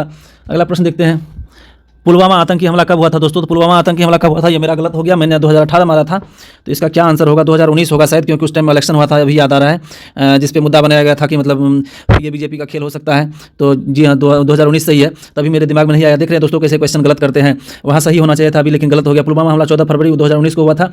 क्या क्या क्वेश्चन भी पूछ रहे हैं आप लोग, क्वेश्चन भी देखिए किस तरह के क्वेश्चन पूछे जाते हैं। जब जम्मू कश्मीर श्रीनगर राजमार्ग पर भारतीय सुरक्षा कर्मियों को ले जा रहे वाहनों के काफिले पर पूर्व जम्मू और कश्मीर राज्य के पुलवामा जिले के लेथपोरा में एक वाहन जनित आत्मघाती हमलावर ने हमला किया था। ठीक है, इस हमले में भारतीय सीआरपीएफ के 40 जवान शहीद हो गए थे। ये भी याद रखिएगा, हमले की जिम्मेदारी पाकिस्तान स्थित इस्लामिक आतंकवादी समूह जैसे मोहम्मद ने ली थी। ठीक है, 1989 के बाद कश्मीर में भारत राज्य सुरक्षा कर्मियों पर सबसे घातक आतंकवादी हमला था 1989 के बाद। ठीक है, 26 फरवरी को भारतीय वायुसेना ने बराह मिराज 200 जेट विमानों ने नियंत्रण रेखा को पार किया और पाकिस्तानी बालाकोट में बम गिराए थे, जिसको एयर स्ट्राइक के नाम से हम लोग जानते हैं। अगला प्रश्न है, एक वस्तु को जो है 1785 रुपया में बेचने पर 15% की हानि होती है। ठीक है, इसको देखते हैं दोस्तों, 1785 रुपये में बेचने पर 15% की हानि होती है, तो 15% का लाभ प्राप्त करने के लिए उस वस्तु को किस मूल्य पर बेचना चाहिए। ठीक है, तो इसको देखते हैं, 1785 में बेचा, लेकिन हानि कितनी की हो गई, 15% की। 15% को ये करेंगे तो 5 या 15 20, हानि हो गई मतलब 17/20, तो इसका ये तो हानि हुआ तो मतलब क्रय मूल्य घट गया, तो क्रय मूल्य घट गया तो इसका होना कितना चाहिए, मूलधन या कितना होगा इसका, ये जो है कॉस्ट प्राइस कितना होगा, तो 20/17। अब कह रहा है 15% की इस पर लाभ हमको चाहिए, 15% का जो है कितना होता था, 5 या 15 20 यानी कि तो 23 लाभ होता है तो जुड़ जाता है, 23/20 होता है रेशनल फॉर्म में लाभ के मुद्दा पे। तो इसको अब कितना गुना करना है, 23 20 को 23 करना है हमको, ठीक है। तो 20 को 23 करेंगे तो 20 से 20 कट जाएगा, 17 से यहाँ कटाते हैं, 1 0 लगेगा, 8 होता है तो 17 5 85 105 हुआ। और 105 गुना 23 करेंगे, 23 पचे हो गया, 3 5 15 15 10 11 115 5 11 बचा शेष, तो 11 का 1 बचा, यहाँ 1 23 1 24, ठीक है। तो 2415 देखते हैं ऑप्शन किसका है, बी में है। बी आंसर सही है, नहीं बिल्कुल सही है। अगला प्रश्न देखते हैं। 1857 में मुगल वंश के अंतिम शासक डैश को अंग्रेज ने परास्त किया था, ठीक है। तो मुगल वंश का अंतिम शासक कौन था दोस्तों, तो बहादुर शाह जफर था, ठीक है। मुगल साम्राज्य के अंतिम शासक देखिए दोस्तों, इसका देख लेते हैं कुछ पॉइंट। मुगल साम्राज्य के अंतिम शासक थे बहादुर शाह जफर। उन्होंने 1857 के विद्रोह में दिल्ली का नेतृत्व किया था। वह एक राजनीतिक नेता, सम्राट से अधिक कवि थे। वह एक कुशल उर्दू के कवि थे, ठीक है। ये सब इंपॉर्टेंट है। आप जो है कवि थे, देख रहे हैं, नेता या सम्राट से अधिक वो कवि थे, मतलब ज़्यादा वैल्यू कविता रचने में देते थे वो जो है कवि को। उन्होंने फारसी एवं अरबी भाषा, अरबी का भी अच्छा ज्ञान था, वो फारसी और अरबी दोनों जानते, ठीक है। वह सुलेखक और संगीतकार थे, मतलब अच्छा लिखने वाला और संगीतकार दोनों थे, ठीक है। अगला ये बाबर इन सब के बारे में एक बार देख लेते हैं, ये सब इंपॉर्टेंट क्वेश्चन है इसलिए। बाबर जो है मुगल साम्राज्य का संस्थापक था। उन्होंने 1526 में इब्राहिम लोदी के साथ पानीपत की लड़ाई लड़ी और मुगल साम्राज्य की नींव रखी। उनकी आत्मकथा तजुकी बाबरी है, तुर्की भाषा में लिखा गया। ये क्वेश्चन पूछता है बार बार। 1527 में उनके सेनापति मीर बाकी ने बाबरी मस्जिद का निर्माण कराया, ठीक है। बाबरी मस्जिद का निर्माण ये इंपॉर्टेंट क्वेश्चन है, मीर बाकी द्वारा करवाया गया था। 1530 में उनकी मृत्यु हो गई। 1526 में दोस्तों वो जो है मुगल साम्राज्य का जो है थी ये स्थापना किया था पानीपत की पहली लड़ाई लड़के। हुमायूं देखिए बाबर के पुत्र थे, वह एक गणितज्ञ और खगोल शास्त्री था, ये भी याद रखिए। गणितज्ञ और खगोल शास्त्री कौन थे, हुमायूं। उनकी आत्मकथा हुमायूंनामा उनकी बहन गुलबदन बेगम ने लिखी थी, ये भी इंपॉर्टेंट है। अकबर के बारे में देखते हैं। उनका जन्म 1542 में अमरकोट में हुआ था। उन्होंने 1556 में हेमू के साथ पानीपत की दूसरी लड़ाई लड़ी थी। अकबर और हेमू के बीच दोस्तों 1556 में पानीपत की दूसरी लड़ाई हुई थी। उन्होंने धार्मिक कर जजिया को समाप्त कर दिया था। जजिया लगाया कौन था दोस्तों, तो बाबर शायद लगाया था, ठीक है। बाबर लगाया था जजिया, और जजिया को समाप्त किया अकबर ने। उन्होंने एक नए धर्म दीन ए अलाही की स्थापना की थी, ठीक है। उनकी जीवनी आईने अकबरी में है, अबुल फजल ने लिखे हैं, ठीक है। ये सभी इंपॉर्टेंट पॉइंट याद रख लीजिएगा। अगला प्रश्न देखते हैं दोस्तों। अगला प्रश्न है सिंप्लीफिकेशन का। तो यहाँ देखिए दोस्तों, यहाँ अंक का जो रिपीटेशन हुआ है 542 321 542 321 542 321, तो 542 को हम ए मान लेते हैं, 321 को बी मान लेते हैं, ठीक है। तो यहाँ देखिए अब इसको बैठाएंगे तो ए प्लस बी का होल स्क्वायर है, माइनस क्या है, ए माइनस बी का होल स्क्वायर, ठीक है। अब बटे में क्या है, ए इंटू बी, तो ए प्लस बी का होल स्क्वायर माइनस ए माइनस बी का होल स्क्वायर क्या हो जाएगा, 4ab होता है, बटे ए भी हो गया, तो 4 कट के आ जाएगा। तो इसमें गुना करने की कोई जरूरत ही नहीं है। तो आंसर देखते हैं 4 है या नहीं, तो आंसर बिल्कुल 4 है। अगला प्रश्न देखते हैं दोस्तों। वीडियो ग्राफिक्स एरे वीजीए रंगीन रेखा चित्रों को प्रदर्शित करने के लिए एक प्रणाली इसे किसके द्वारा विकसित किया गया था, तो दोस्तों इसका आंसर मैंने तुक्का मारा था, IBM इंटरनेशनल बिजनेस मशीन द्वारा। तो देखते हैं दोस्तों, वीजीए जो है वीडियो ग्राफिक्स एरे जो है रंगीन रेखा चित्रों को प्रदर्शित करने के लिए एक प्रणाली है, इसे IBM द्वारा विकसित किया गया था। वीडियो ग्राफिक्स एरे ये सब उतना इंपॉर्टेंट नहीं है, इतना डिस्कशन करने में टाइम बहुत लग जाएगा, तो ये सभी देख लीजिएगा आप लोग। तो आपको एक मेरा पर्पस है कि कहाँ गलती करते हैं और क्या गलती आप लोगों को नहीं करना है, और क्वेश्चन भी इसके साथ देख लेना है किस तरह के क्वेश्चन पूछे जाते हैं, ठीक है। अगला प्रश्न है, एक गोलाकार गुब्बारे की त्रिज्या 5 सेंटीमीटर से बढ़कर 10 सेंटीमीटर हो जाती है, ठीक है, जब उसमें अधिक हवा डाली जाती है। तो मूल गुब्बारे का पृष्ठीय क्षेत्रफल और फुलाए गए गुब्बारे का पृष्ठीय क्षेत्रफल का अनुपात क्या है, ठीक है। तो पृष्ठीय क्षेत्रफल का अनुपात क्या होता है दोस्तों, गुब्बारे मतलब गोलाकार वस्तु का, तो क्या होता है 4πr² होता है। क्या करा, 5 सेंटीमीटर था, बढ़ के क्या हो गया, 10 हो गया। तो ये सभी कट ही जाएगा, r² होगा। तो r² होगा तो कितना हो जाएगा दोस्तों, 5 पहले था, 5 से बढ़ के 10 हो गया, तो 25 बटे 100, तो 1/4 हो गया दोस्तों। सी आंसर सी देखते हैं, सी है या बिल्कुल है। अरे मैंने ये गलत कर दिया था, मेरा ये गलत था, कैसे मैंने गलत कर दिया यार। अगला प्रश्न देखते हैं दोस्तों। बालिकाओं के लिए बेटी बचाओ बेटी पढ़ाओ अभियान एक भाग के रूप में शुरू किए गए विशेष बैंक खाते को किस नाम से जाना जाता है, तो ये आपको पता ही होगा, सुकन्या समृद्धि खाता होता है इसके नाम से। दोस्तों बेटी बचाओ बेटी पढ़ाओ भारत सरकार का एक अभियान है। इसे 22 जनवरी 2015 को 100 करोड़ के प्रारंभिक निधिकरण के साथ शुरू किया गया था। अभियान का उद्देश्य जागरूकता पैदा करना और भारत में लड़कियों के लिए कल्याणकारी सेवाओं की दक्षता में सुधार करना, ठीक है। यह बाल और विकास मंत्रालय, शिक्षा मंत्रालय, स्वास्थ्य मंत्रालय और पर्यावरण कल्याण मंत्रालय द्वारा घटते बाल लिंग अनुपात के मुद्दे को हल करने के लिए एक संयुक्त पहल है, ठीक है दोस्तों। अगला प्रश्न देखते हैं। आर्थिक विकास का एक अच्छा संकेतक डैश में नियमित वृद्धि है। तो यहाँ दोस्तों नियमित वृद्धि, GDP अगर बढ़ता है तो आर्थिक विकास जो है अच्छा माना जाएगा दोस्तों। ग्रॉस डोमेस्टिक प्रोडक्ट में अगर वृद्धि हुआ तो आर्थिक विकास हो गया उस देश का, ठीक है, ये तो क्लियर है। GST क्या आता है, GST तो आपको गुड्स एंड सर्विस टैक्सेज यहाँ दिए हुए हैं, GST तो इसमें कोई इससे रिलेट भी नहीं कर रहा है। अगला प्रश्न है, संयुक्त राष्ट्र संघ की स्थापना राष्ट्र संघ के उत्तराधिकारी के रूप में 1945 में डैश के बाद की गई थी, मतलब डैश की गई थी। तो मतलब यहाँ देखिए ऑप्शन, द्वितीय विश्व युद्ध के ठीक पहले, प्रथम विश्व युद्ध के ठीक पहले, प्रथम विश्व युद्ध के तुरंत बाद, द्वितीय विश्व युद्ध के तुरंत बाद, ये ऑप्शन सही है आंसर, ठीक है। द्वितीय विश्व युद्ध दोस्तों 1939 से 45 तक हुआ था, ठीक है। उसी में 26 जून 1945 को संयुक्त राष्ट्र का अधिकार पत्र पर हस्ताक्षर किया गया और अधिकार पत्र 24 अक्टूबर 1945 को लागू हो गया, ठीक है। संयुक्त राष्ट्र की स्थापना भी हो गई। संयुक्त राष्ट्र संघ से पहले संघ था, संयुक्त राष्ट्र संघ से पहले राष्ट्र संघ था, जो 10 जनवरी 1920 को लागू हुआ था। मंचूरिया के जापानी आक्रमण, द्वितीय इतालो इथियोपिया, ये आप लोग पढ़ लीजिए। ये अगला देखते हैं प्रश्न। दो संख्या 3:2 के अनुपात में यदि पहली संख्या से 8 घटाया जाता है और दूसरी संख्या से 6 घटाया जाता है तो अनुपात जो है 5:4 हो जाता है। ठीक है, तो यहाँ देखिए दोस्तों, ऑप्शन से देखेंगे तो आसान हो जाएगा। कह रहा है 3:2 के अनुपात में दो संख्या है।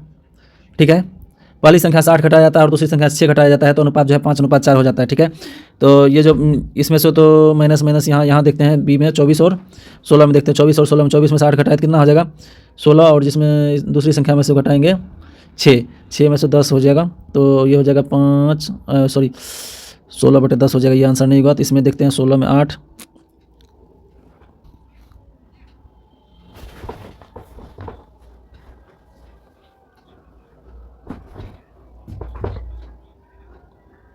गृह सज्जा की दुकान प्रत्येक वस्तु पर वास्तविक लागत मूल्य से 30% अधिक अंकित किया गया। ठीक है, प्रत्येक वस्तु के अंकित मूल्य पर 10% की छूट प्रदान करता है।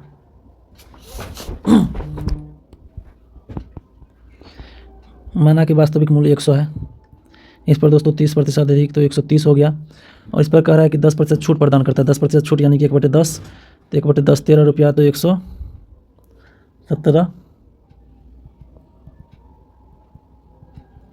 तो 117। मालिक प्रत्येक वस्तु पर अंकित मूल्य पर 10% छूट प्रदान यदि सोफा को इतना रुपये में बेचा जाता है। ठीक है, तो 117 रुपये बराबर कितना है 23,400, तो उससे कितना लाभ हुआ है। ठीक है,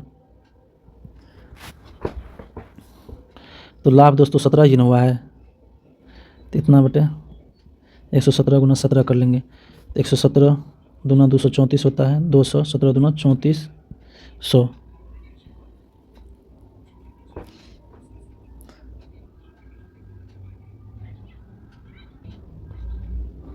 इसका देखते हैं दोस्तों सॉल्यूशन जो है इसका देख रहे हैं, तो इसको देख रहे हैं। एक सज्जा की दुकान पर दोस्तों वास्तविक मूल्य से 30% अंकित अधिक करता है, तो मान के चलते हैं दोस्तों वास्तविक मूल्य 100 है और 30% जो है अधिक अंकित करता है, तो उसका ये क्या प्राइस, मार्केट प्राइस क्या हो जाएगा 130 हो जाएगा। अब क्या करें, मालिक प्रत्येक वस्तु पर 10% की छूट प्रदान करता है, तो 10% की छूट यानी 1/10 छूट करेगा, तो इसका जो है मूल्य कितना रह जाएगा, तो 10% 13 इसमें से घटा लेंगे, 10% 13 होता है तो 117 रह जाएगा। ठीक है, 117 रह गया, तो 117 हो गया। तो अब कह रहा है ये जो 117 में इसके बराबर जो एक वस्तु कोई बेचा है, मतलब यदि सोफा सेट बेचा है तो मतलब 10 पर इतना करने के बावजूद ये कितना हो जाएगा 23,400 में एक सोफा सेट बेचा है, लेकिन बेचा कितना 117 के बराबर हो जाएगा 23,400। तो अब देखते हैं मतलब दोस्तों इसमें कह रहा है तो उसे कितना लाभ हुआ, तो लाभ कितना देखिए, यहाँ मार्केट प्राइस कितना है 100 रुपया, लेकिन लाभ कितना होता है 17 रुपया का, तो यहाँ देखते हैं 117 का वैल्यू कितना है 23,400, तो 117 से इसको भाग करेंगे और 17 का हमको प्रॉफिट है, तो 17 से यहाँ डायरेक्ट कट जाएगा 2 भाग से, तो यहाँ 200 हो जाएगा, गुना 17 कितना हो जाएगा 3400। तो दोस्तों यहाँ मैंने यहाँ क्रय मूल्य निकाल के मार दिया था दोस्तों, तो इसलिए आप लोग ये ऐसी गलती नहीं करिएगा। ठीक है, मैंने 20,000 मार दिया था, यहाँ देखिए ऑप्शन भी है, तो यहाँ इसका ऑप्शन 3400 होगा, ऑप्शन सही है बिल्कुल। देखिए 20,000 मैंने मार दिया था, क्रय मूल्य मार दिया था, तो क्वेश्चन को अच्छे से पढ़ें। ठीक है, तो इसलिए आप लोगों के सामने लाइव हम डिस्कशन कर रहे हैं, मेरी क्या गलती हुई, आप उस गलती को नहीं दोहराएंगे। अगला प्रश्न देखते हैं, उस विकल्प का चयन कीजिए जिसमें शब्द वही संबंध साझा करते हैं जो दिए गए शब्द युग्म द्वारा साझा किए गए हैं। तो कीवी जो है फल है, तुरई क्या है, तुरई एक सब्जी है। ठीक है, ये तो आप लोग को पता ही होगा।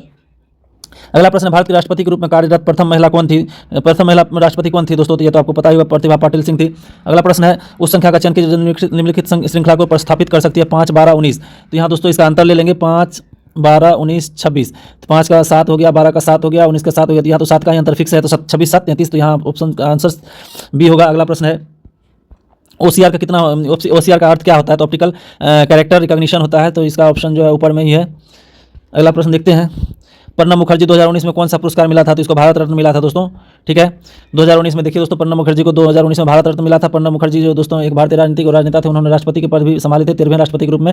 उन्हें पहले उनसे पहले प्रतिभा पाटिल थी, उसके बाद रामनाथ कोविंद बने हैं। ठीक है, बने थे उन्होंने 2008 में पद्म विभूषण और 2019 में भारत रत्न मिला था। ठीक है उन्हें, और पुस्तकें देखिए, challenges before the nation, a saga of struggle and sacrifice, beyond survival, emerging dimension of the Indian economy, ये सभी इनके पुस्तक हैं। भारत रत्न दोस्तों भारत गणराज्य के सर्वोच्च नागरिक पुरस्कार है, जिसे 2 जनवरी 1954 से शुरुआत किया गया, जिसका यह पुरस्कार जाति व्यवस्था, पद या लिंग के भेद के बिना असाधारण सेवा, उच्चतम प्रदर्शन की मान्यता में प्रस्तुत किया जाता है। ठीक है, अगला प्रश्न देखते हैं। अगला प्रश्न है दोस्तों, GSLV का अर्थ क्या है, तो ग्लोबल सैटेलाइट लॉन्च व्हीकल होता है। इसका आंसर, ओह सॉरी, ये ग्लोबल कैसे हो जाएगा, ये तो बहुत मैंने गलती मिस्टेक करा था, इसका मैंने सही मारा है। जियो सिंक्रोनस सैटेलाइट लॉन्च व्हीकल होता है, जियो सिंक्रोनस सैटेलाइट लॉन्च व्हीकल होता है।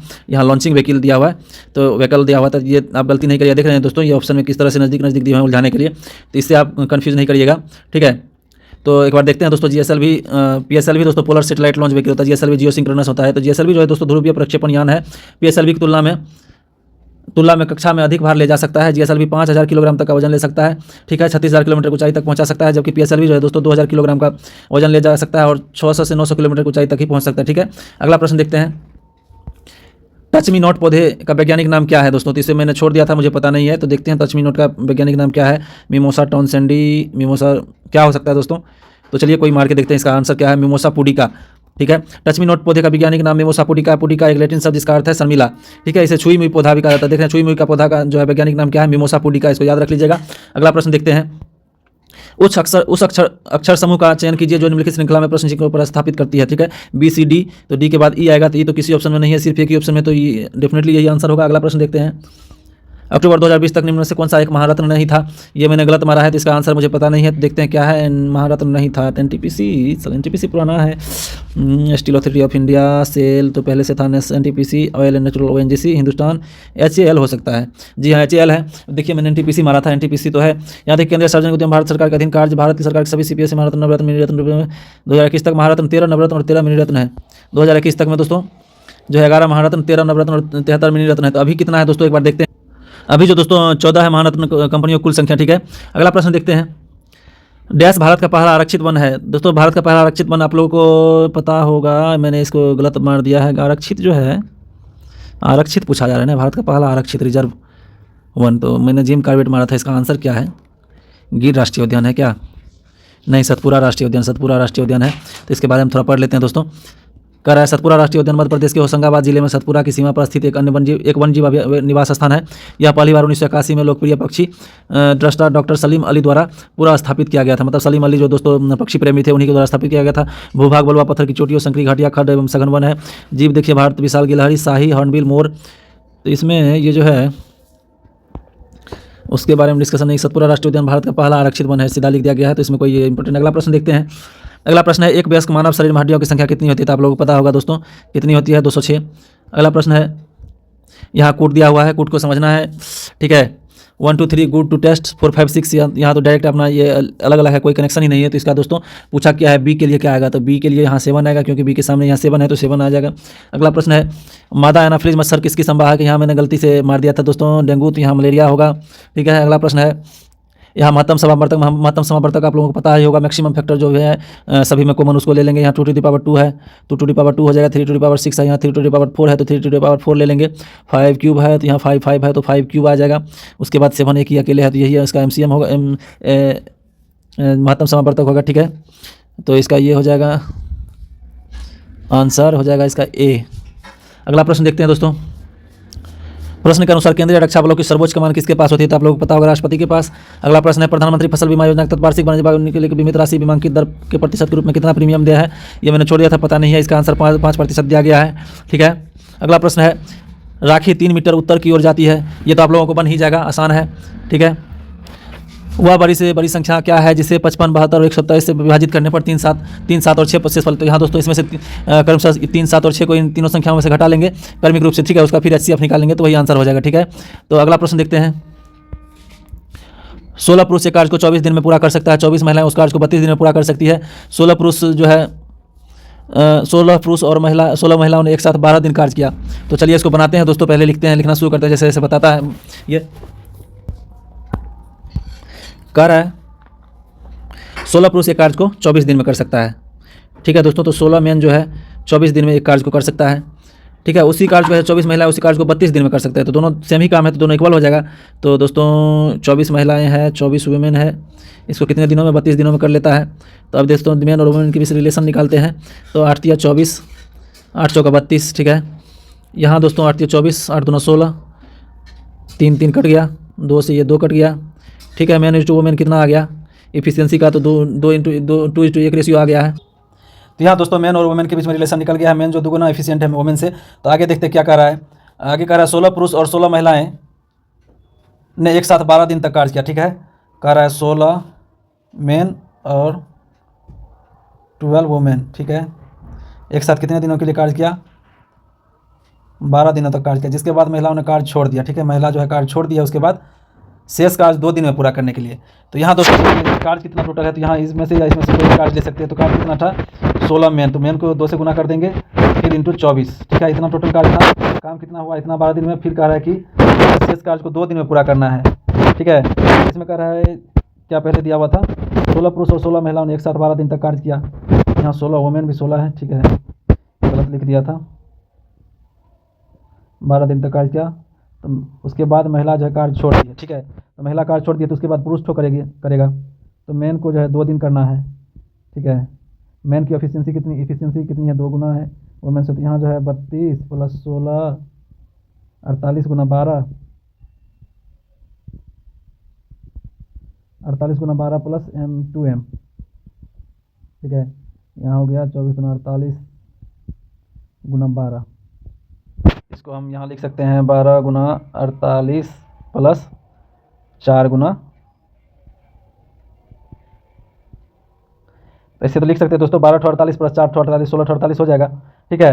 तो इसी तरह से ये जो है दोस्तों ये कट जाएगा, यहाँ इस साइड आके 12 48 तो यहाँ बचेगा 4 48। तो हम मेरे पास मेन का कितना हो जाएगा, इधर 2 आ जाएगा, 2 से भाग दे देंगे तो 48 दूना 96, ठीक है। और इफिशियंसी कितना है, तो इफिशियंसी 2 है, तो यहाँ 2 से और गुना भाग करना पड़ेगा, तो कितना हो जाएगा, तो 48।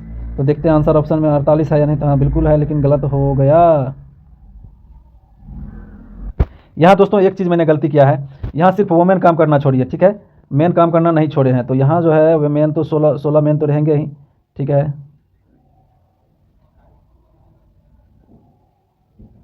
16 मेन प्लस x कर देंगे इंटू 2 दिनों में करना है। तो इसको कितना काम करना है, इधर ठीक था दोस्तों, यहाँ 4 गुना 48,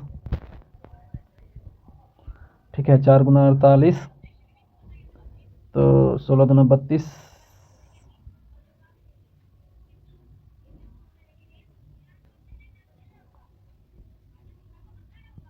16 दूना 32 हो जाएगा यहाँ प्लस x, ठीक है, 2 दिनों में करना है, 64 हो गया।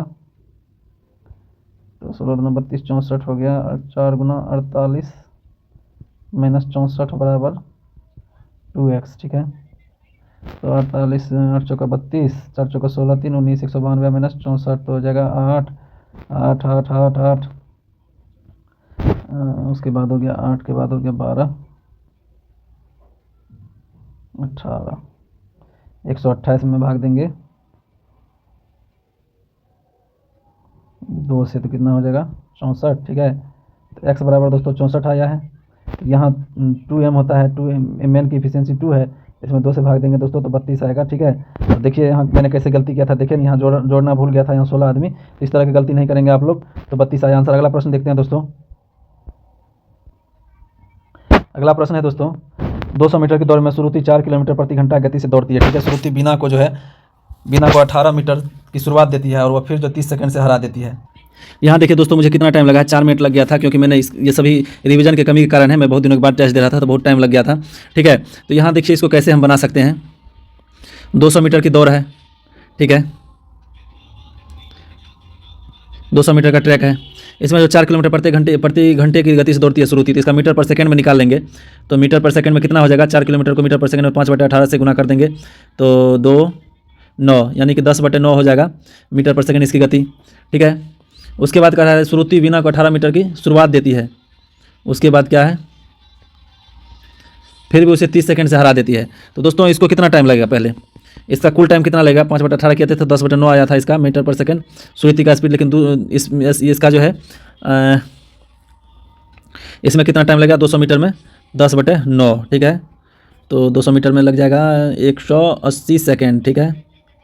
और क्या कह रही है कि ये जो है दोस्तों 180 सेकंड इसको लगा, लेकिन इसको फिर भी जो है 30 सेकंड से हरा देती है, तो उसको कितना टोटल लगा होगा 210 सेकंड, 180 + 30 सेकंड, ठीक है। लेकिन कितना में लगा इसको 18 मीटर कम में ही, तो 18 मीटर कम करेंगे तो कितना हो जाएगा 18 2 20, तो 182 मीटर में ही इसको लग गया 210 सेकंड, ठीक है। तो अब क्या करिए, बिना की गति क्या है, तो इसका गति मांग रहा है, तो 182 मीटर 210 सेकंड में ये दौड़ी, तो इसका जो है गति मांगा जाए तो 18/5 से इसको हम ये भी कर लेंगे, किलोमीटर प्रति घंटा में आंसर है। तो अब देखिए 9 दूना 18, सॉरी 3 से करते हैं पहले, 3 छाका 18, 3 7 21 70, 2 तिया 6, 35 दूना 70, 35 हो गया 35, तो इसका कितना हो जाएगा?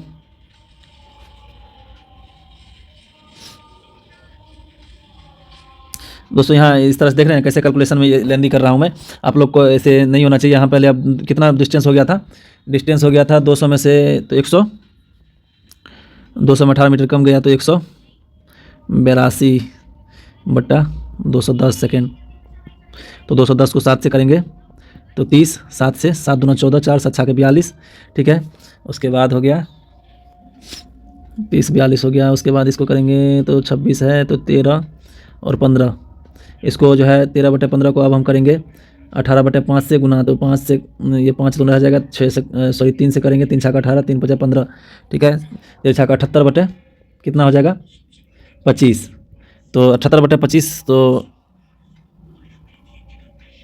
कितना हो जाएगा? 78/25, 25 से भाग देंगे तो 25 या 75, दशमलव लगाएंगे तो 30 हो जाएगा, तो 1 भागा लगेगा 1, फिर 5 बचेगा तो 25 दूना 50, 3.12 होगा इसका आंसर, ठीक है।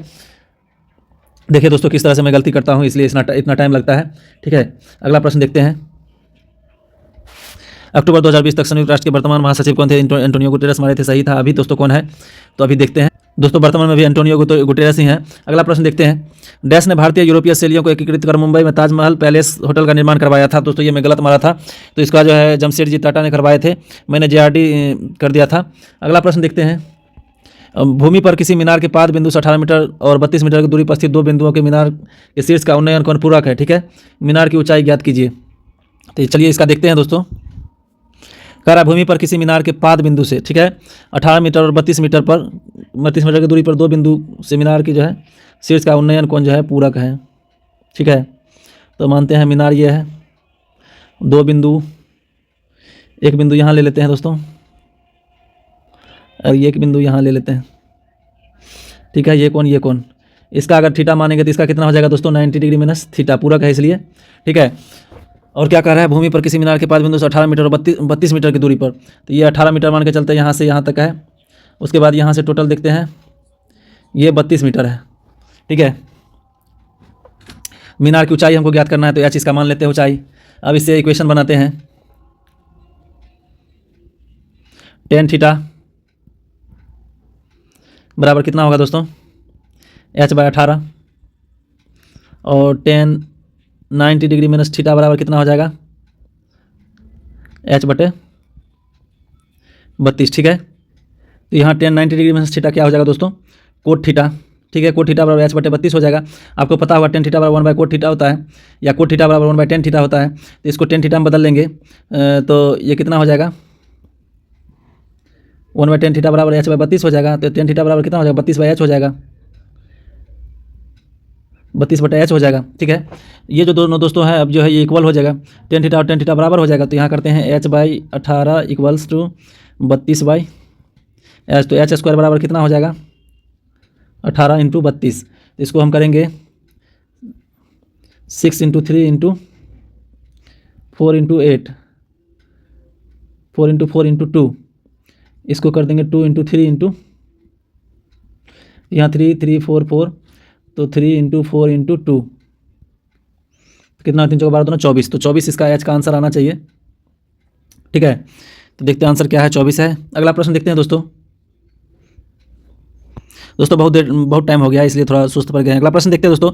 उस प्रमुख नदी का नाम बताएं जो केंद्र शासित प्रदेश दादर और नागर हवेली से होकर बहती है। तो इसका दोस्तों दमन गंगा नाम है। इसका सॉल्यूशन देखे थे मैंने, तो इसका दमन गंगा है, ठीक है। तो अगला प्रश्न देखते हैं दोस्तों। और दमन गंगा दोस्तों एकमात्र नदी है जो दादर नागर हवेली से बहती है। यह डैश स्वतंत्रता के बाद एक नियोजित अर्थव्यवस्था स्थापित करने के लिए बड़े उद्योगपतियों के बीच एक संयुक्त उद्यम है, ठीक है। तो बम्बई प्लान है दोस्तों इसका आंसर। अगला प्रश्न देखते हैं। नमक सत्याग्रह कम से कम 3 कारणों से उल्लेखनीय है, निम्नलिखित में कौन से उनमें से एक नहीं है? तो दोस्तों इसमें जो है भारत में युवा आबादी ने स्कूलों में जाना शुरू करना, ये आंसर दिया गया है। ये सभी तो होगा ही, मैंने गलत मारा था इसका आंसर। अगला प्रश्न देखते हैं दोस्तों जल्दी में। निम्नलिखित में से कौन से जो है देश ओपेक के सदस्य नहीं है? तो ओपेक के सदस्य कौन नहीं है दोस्तों? तो वेनेजुएला, नाइजीरिया, केन्या होगा, क्योंकि ये सभी ओपेक के देश होंगे। तो देखते हैं टिक करके सही है या गलत सही है। तो ओपेक में देखिए दोस्तों, और इसकी स्थापना 14 सितंबर 1960 को हुआ ओपेक का। ये पूछता है इससे क्वेश्चन रेलवे में डायरेक्टली। स्थापना से भी इसका मुख्यालय वियना ऑस्ट्रिया में है, ठीक है। ओपेक राज्य का सदस्य ऑस्ट्रिया जो है दोस्तों ओपेक राज्य का सदस्य नहीं है, लेकिन इसका मुख्यालय ऑस्ट्रिया में फिर भी, ठीक है। इसलिए ये इंपॉर्टेंट हो जाता है। मिशन अपने सदस्य देशों में, यहाँ देखिए ओपेक के वर्तमान सदस्य कौन कौन से हैं। तो सदस्य को देखना जरूरी है। इधर कर लेते हैं थोड़ा। Algeria, Angola, Equatorial Guinea, Gabon, Iran, Iraq, Kuwait, Libya, Nigeria, Congo, Ghana, Saudi Arab, Venezuela और कौन कौन से हैं? संयुक्त अरब अमीरात। देखना दोस्तों, इतने सदस्य देश हैं अभी। कितने हैं? 1 2 3 4 5 6 7 8 9 10 11 12 13 सदस्य देश हैं अभी। अगला प्रश्न देखते हैं।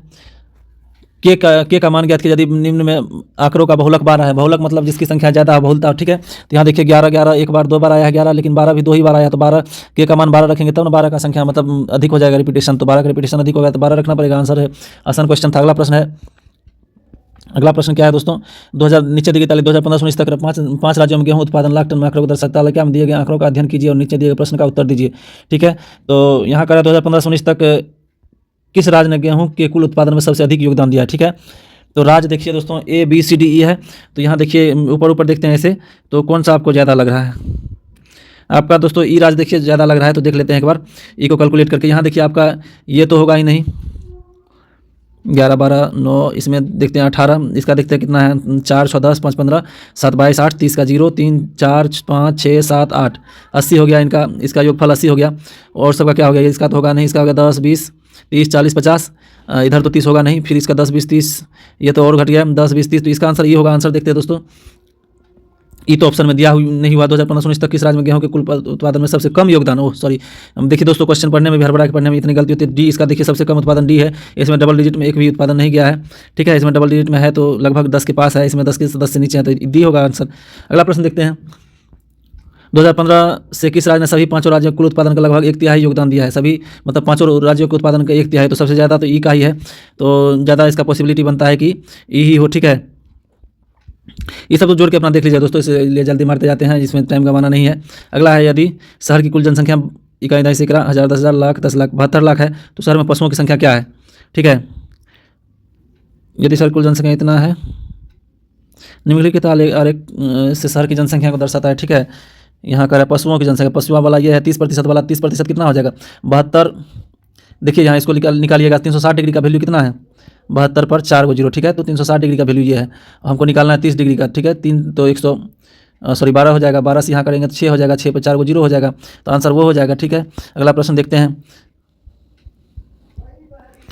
तो ये सब दोस्तों आप बना लीजिएगा, आसान है। 2015-17 तक किस वर्ष में उत्पादन निरंतर अस्थिर वृद्धि हुई है? निरंतर और अस्थिर वृद्धि कर रही है, तो इसमें देखना ही होगा डायरेक्ट, और मतलब निरंतर और अस्थिर वृद्धि हुआ है, ठीक है। 6 8 8 9 7, यहाँ घट गया 11 12 12 13 14 11 14, ठीक है। 6 8 8 18 17 15, तो 8 10 9 11 11। तो निरंतर किस राज्य में उत्पादन में निरंतर और अस्थिर वृद्धि हुई है? तो निरंतर और अस्थिर वृद्धि किस में हुआ है दोस्तों? 8 10 9 11 11, 8 10 9 11 11, 11 12 10 9 8, 8 9 10 11 12 नहीं है, 12 13 14 11 14, 6 8 8 9 7 18 17 15 16 14। तो इसका आंसर कैसे निरंतर वृद्धि पूछा है? तालिका में से 5 राज्यों के उत्पादन तालिका में दी गई, यहाँ पूछ रहा है दोस्तों 2015 से 17 तक किस राज्य में उत्पादन में निरंतर और अस्थिर। यहाँ देखिए दोस्तों, मैं पढ़ने में गलती कर रहा था, यहाँ कर रहा 2015 से 17 तक निरंतर पूछ रहा है, तो 2015 यहाँ है, 17 यहाँ है, तो 8 10 9 है, 11 12 10 है, 12 13 14 यहाँ है, 6 8 8 है, यहाँ वृद्धि नहीं हुआ है, 18 17 15, तो यहाँ सी होगा ऑप्शन, ठीक है दोस्तों। तो अगला प्रश्न देखते हैं। GHI, तो आई के बाद जे आएगा, तो पहला ऑप्शन ही सही होगा। अगला प्रश्न देखते हैं। ए का वैल्यू 1 है, बी का वैल्यू तो ये इसका वैल्यू कितना होगा? वाई 25 25 सब जगह है। उसके बाद L 12 12 12, यहाँ नहीं है, ठीक है। तो 2 ही ऑप्शन है 12। उसके बाद 15 15, अब शुरू का ऑप्शन देखते हैं 21, तो भी जो है 22 होगा, तो ये ऑप्शन सही हो जाएगा। अगला प्रश्न है, दिए गए विकल्पों में उस संख्या का चयन कीजिए जो निम्नलिखित श्रृंखला में प्रश्न चिन्ह को प्रतिस्थापित कर सकती है, ठीक है। तो प्रश्न चिन्ह को प्रतिस्थापित 4 27 256, तो सॉरी इसको टिक हो गया, इसको देखते हैं फिर से, सॉरी रीअटेम्प्ट ऑफ करते हैं पहले बिना देखे। तो इसका जो है 4 है, 27 है, 256 है, तो 4 का 27 हो गया, तो 23, 4 6 का 24 3 27, ये कैसे होगा? ये तो कैसे बनाए थे? हाँ दोस्तों, यहाँ देखिए दोस्तों, 2 का स्क्वायर है, 3 का क्यूब है, फिर ये 4 का 4 हो गया, ठीक है। 5 का 5 हो जाएगा, तो कितना हो जाएगा दोस्तों? 5 25 125 625 625 पंचे 600 तो 625 गुना 5 625 गुना 5 3000 के आसपास आएगा, तो 3125 होगा आंसर। तो इसका देखिए आंसर क्या है दोस्तों? 3125। अगला आंसर देखते हैं, अगला क्वेश्चन देखते हैं दोस्तों 93 नंबर का। नीचे वर्णित संरचना में उड़ने वाले पक्षियों की सबसे छोटी संख्या क्या है? यह मानते हुए कि सूचीबद्ध सभी शर्तों को पूरा करने के लिए प्रत्येक को केवल एक बार गिना जाता है। ठीक है, तो यह देखिए दोस्तों, मैं गलत बना दिया था, तो यहाँ मैंने ये ध्यान नहीं रखा कि प्रत्येक को केवल एक बार ही गिना जाएगा। तो यहाँ देखिए क्या कह रहा है, एक पक्षी के आगे दो पक्षी, ठीक है, कोई एक पक्षी है, इसके आगे जो दो पक्षी है, ठीक है, इसके आगे दो पक्षी है, एक पक्षी के पीछे दो पक्षी, तो एक पक्षी के पीछे दो पक्षी करेंगे तो ये दो बार गिना जाता है। ठीक है, और दो पक्षी के बीच एक पक्षी, तो एक पक्षी के पीछे दो पक्षी करेंगे तो इधर दो पक्षी देना पड़ेगा, क्योंकि दोबारा काउंट नहीं करने पड़ रहा है, करने कह रहा है, तो कह रहा है दो पक्षियों के बीच जो है एक पक्षी है, तो दो पक्षियों के बीच एक पक्षी होगा।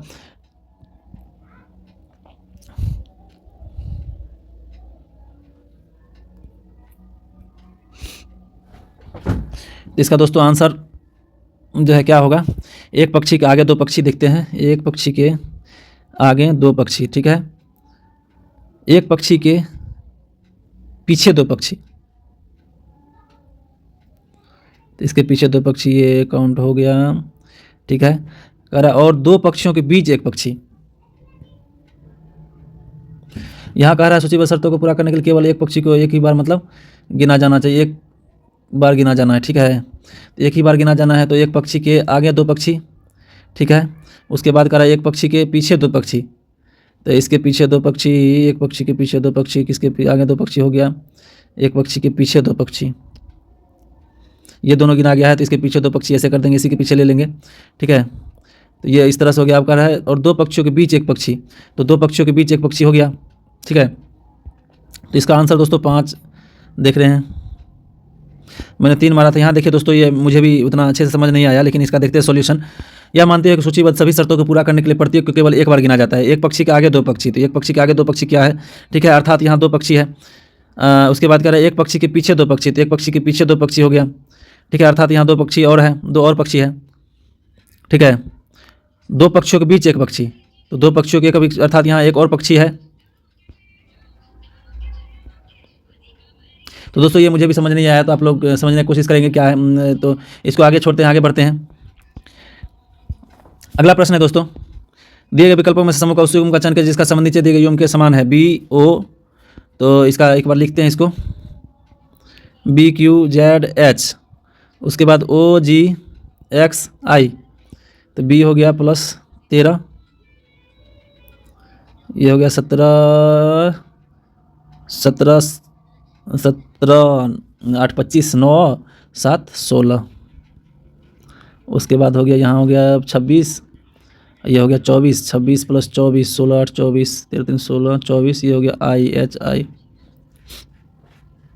यहाँ देखिए दोस्तों, मुझे बहुत टाइम लगा था, 2 मिनट 43 सेकंड, तो इसको देखते हैं कैसे होगा। तो चलिए दोस्तों इसका देखते हैं, सॉल्यूशन तभी तो बना लिए थे, देखने मेरा सही है, तो अभी दिमाग में नहीं आ रहा है ये सब दोस्तों, एक बार अगर दिमाग में आ जाता है तो बन जाता है, नहीं आ रहा तो इसको देखते हैं सॉल्यूशन इसका कैसे क्या है। तो इसको क्रॉस करके देखा है दोस्तों, तो यहाँ +7 ओह, तो इस तरह से आप देख सकते हैं क्या रिलेशन है। ठीक है, तो अगला प्रश्न देखते हैं दोस्तों, अवेरी को 71 के रूप में लिखा जाता है, तो डायमंड को इसमें स्थानिक मान को जोड़ दीजिएगा, आराम से यह आंसर आ जाएगा। उस संख्या का चयन कीजिए जो निम्नलिखित श्रृंखला में प्रश्न चिन्ह को प्रतिस्थापित करता है। तो इसको देखिए एक बार, इसको देखते हैं एक बार, लिख के पहले लिखना पड़ेगा 5 12 54 306, 5 7 12 12 54 हो गया, तो ये कितना हो गया 32 नहीं 42, ये कितना हो गया 54 घटाएंगे 2 5 25 252,